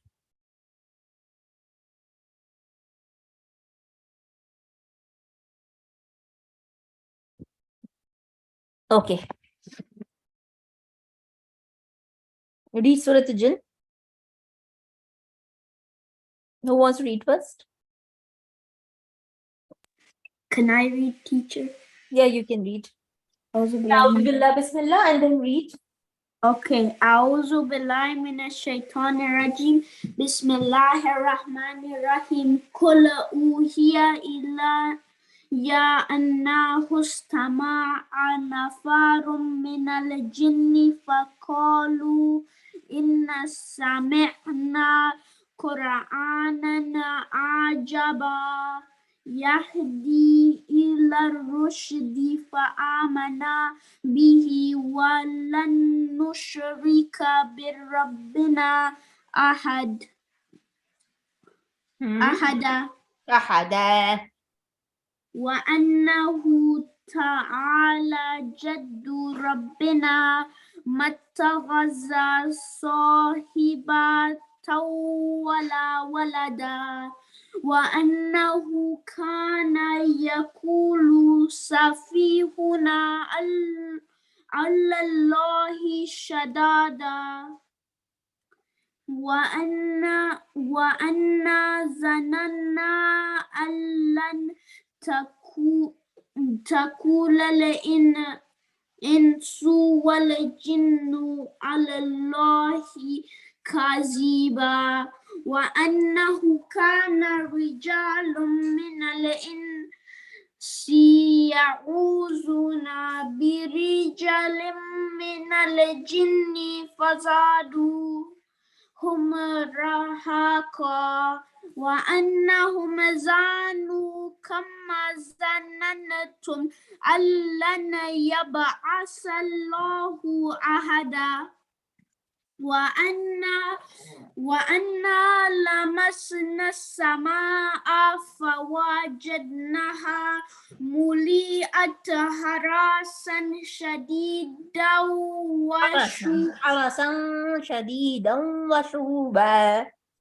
حرسا شديدا وشهبا وأن كنا نقعد منها مقاعد للسمع فمن يستمع الآن يجد له شهابا رصدا وأن لا ندري الشر ما أريد بمن في الأرض أما أراد بهم ربهم رشدا وأن منا الصالحون ومنا دون ذلك كنا طرائق قددا وأن ظننا أن لن نعجز الله في الأرض ولن نعجزه هربا وأنا لما سمعنا الهدى آمنا به فمن يؤمن بربه فلا يخاف جغسا ولا رهقا. Okay, one second, wait. Let's one second.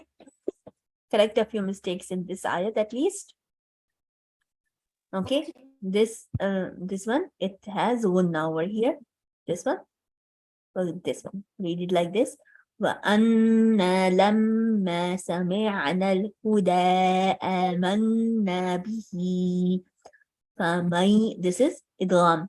فَمَن يُؤْمِن بِرَبِّهِ فَلَا يَخَافُ بَخْسًا وَلَا رَهَقًا. Say this ayat again.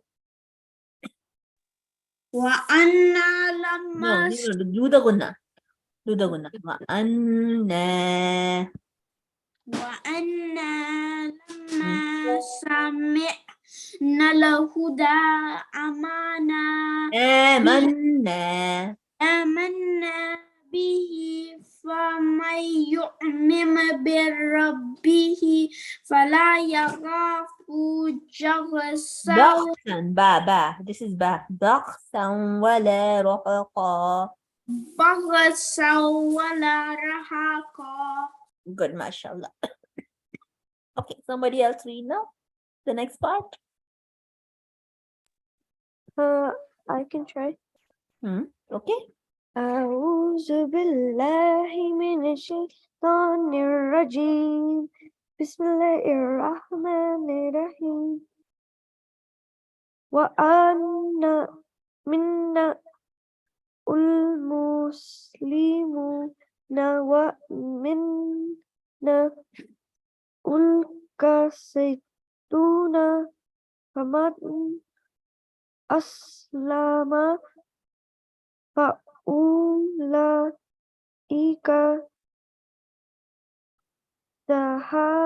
تهرى ورشدا وأما القاسطون فكانوا لجهنم مهربا وأن لا استقاموا على الطريقة على الطريقة يقتدي لأسقيناهم ماء غدقا. غدق لنفتنهم فيه يغرد ومن يعرض ومن يغرد ذكر ربه يسلك عذاب سعادة وأن وأن المساجد المساجد say لله like this وأن المساجد وأن المساجد مساجد الله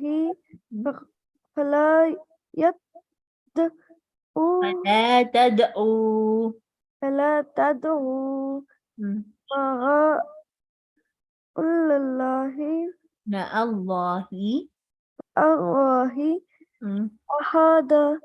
وأنه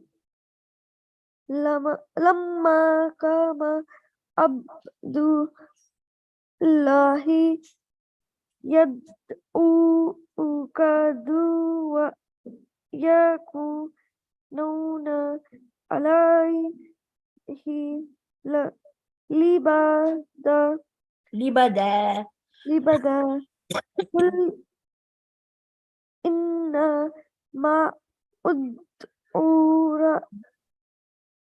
ربي ولا أشرك به أحدا قل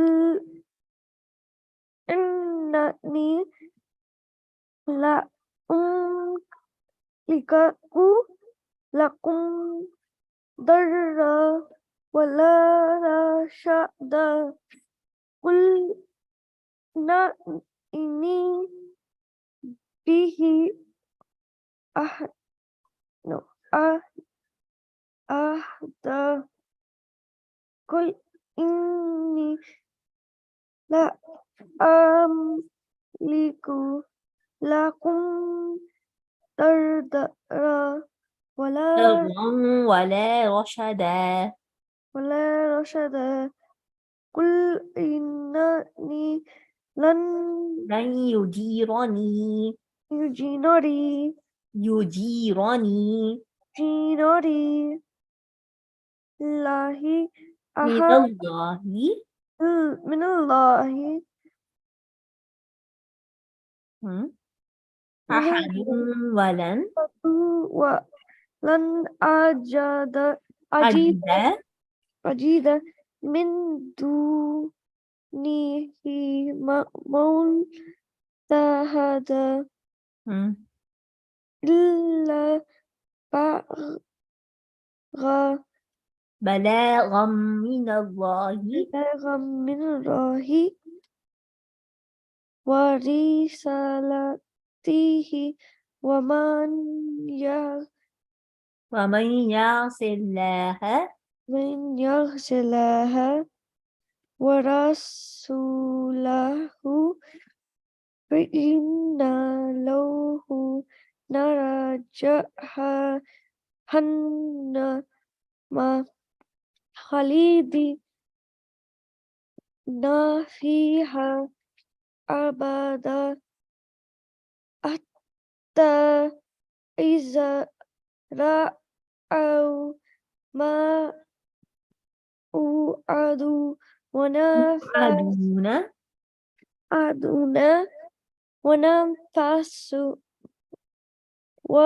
يعلمون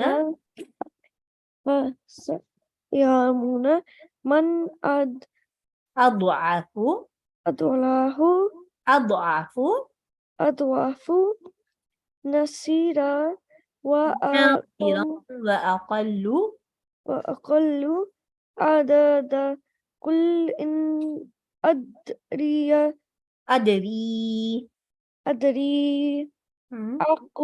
أقاتب بما نوعد ما توعدون ما دون أحد أم يجعل لا ارتد Oh, see this one from من here. This one, bete. This one, sorry, you're here. أم يجعل له ربي أمدا. okay. ألو لهور ربي أمد عليم الغيب فلا يظهر لا به آية أحدا لا ماني ارتدى من برسول رسولهم فإنه يسلك من بطن من بين من بين مم. يديه يديه ومن خلفه رصدا ليعلم أن قد أبلغوا أبلغوا رسالة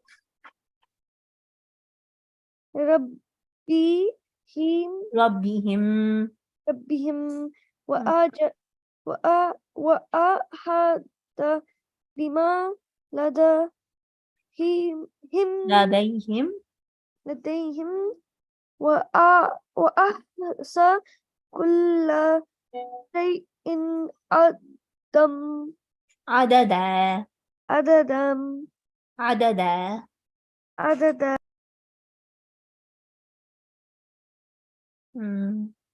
Okay, who else wants a turn?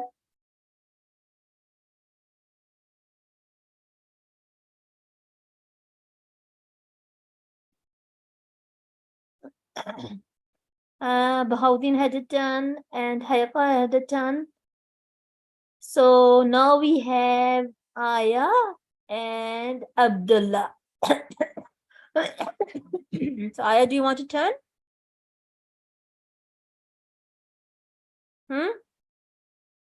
Would you like to read, Aya? I don't know. Come on, you want to read from the beginning of the surah? I can't read Arabic. You can, inshallah. It's just Quran. No, I quite literally cannot. It's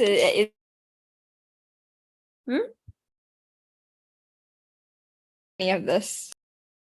You can't? This is practice, inshallah. Say, A'udhu.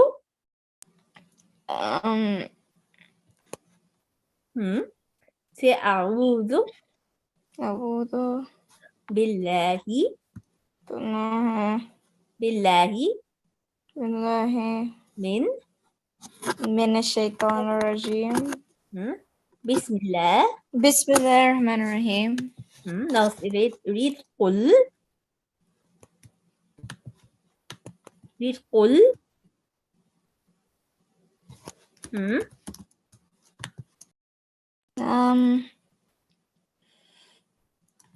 Yes, come on.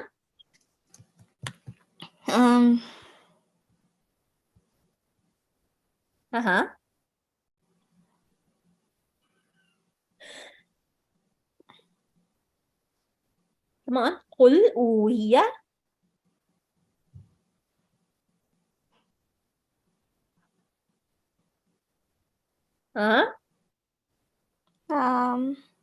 Say قل أقول أوحي وهي إلي إلي أنه أنه استمع استمع نفر من الجن نفر من الجن فقالوا إنا سمعنا سمعنا قرآنا عجبا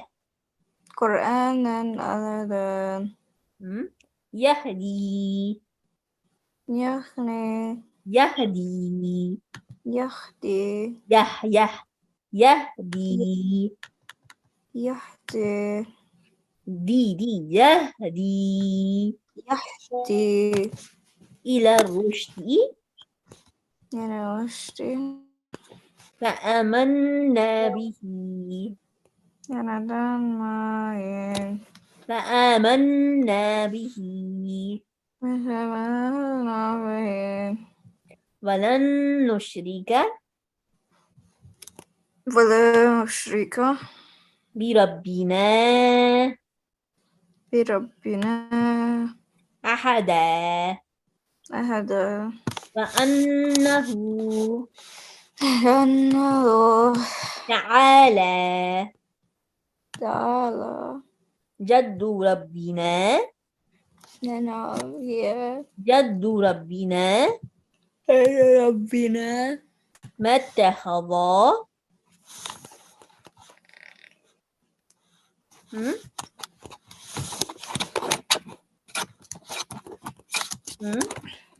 ما اتخذ Come on, read it. ما اتخذ Yes?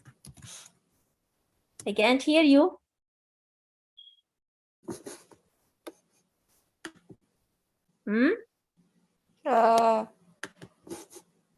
Excuse me? What are you saying? I'm not saying anything. Why aren't you reading? I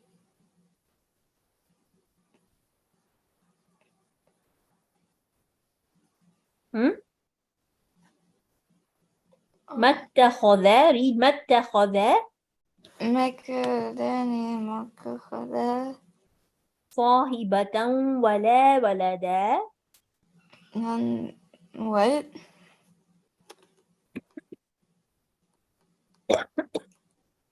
Read this part. I can't read any Arabic. I don't think you get it. Whenever I said I can't read, I mean I quite literally can't. But this school, you are here to learn to read Arabic. I know, but like at the moment, I literally am incapable of doing so. But you have been reading. You read 2 ayat. You read 2 verses. With your help, like I basically keep reading. But I can't read on my own. So I just told you how to read. So read it. Read after me. All right, I could read after you. I can't That's read what I'm by telling my. you to do.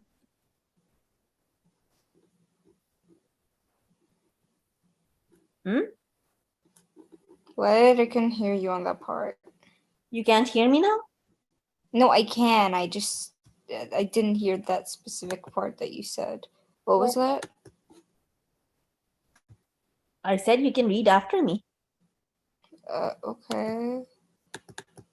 Wait, what happened? Complete the ayat. Stop playing with your computer. Well, I'm not trying to. The screen disappeared. Complete this ayat. ما اتخذ صاحبة ولا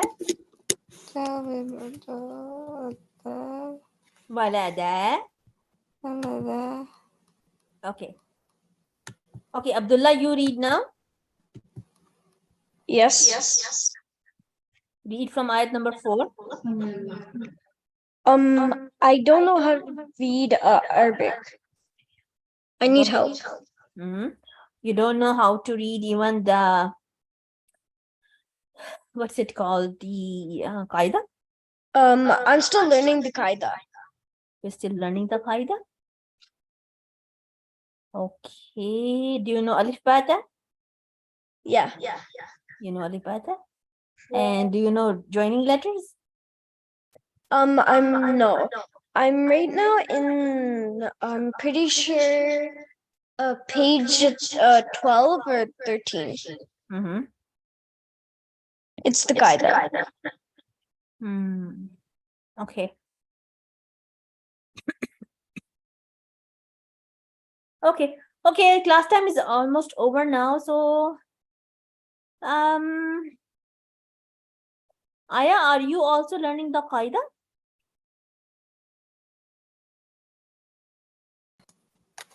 Yeah. You're also learning the qaida. So you just have told me that before.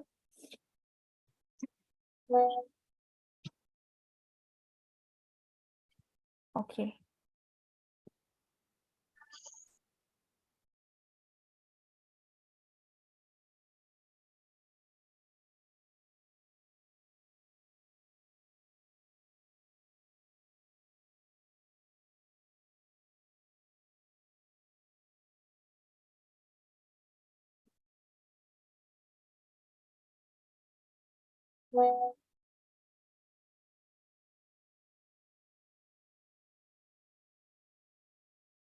Okay, read from here, Abdullah.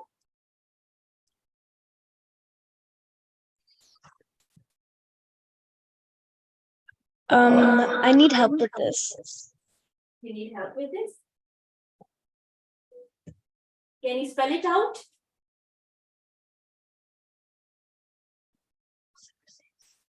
Can you spell it out?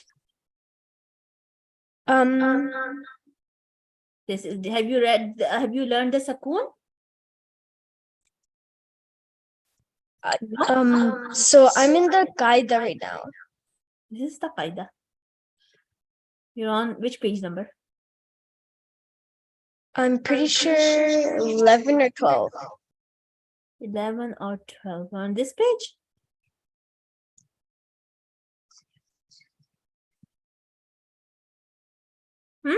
I was using a different qaida. A different qaida. Okay. The teacher must be using a different one. Okay. Do you know this one? Yes, I've done this one. Okay, so what's this? This is alif zabra. Okay. Okay, and the second one?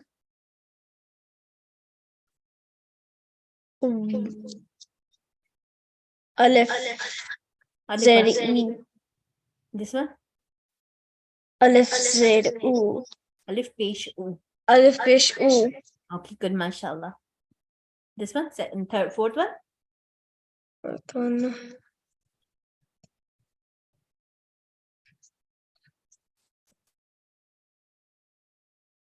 Nughain. Ha, dabar ha. Ha zabar ha. Ha zed he. Ha pesh hu. Yes, ain. Then there is ain. Sorry? Then there is ain. Ain zabar a. Hmm? Ain zed e. Hmm. Ain pesh u. Okay, good, mashallah. Class time is over. Take care, everybody.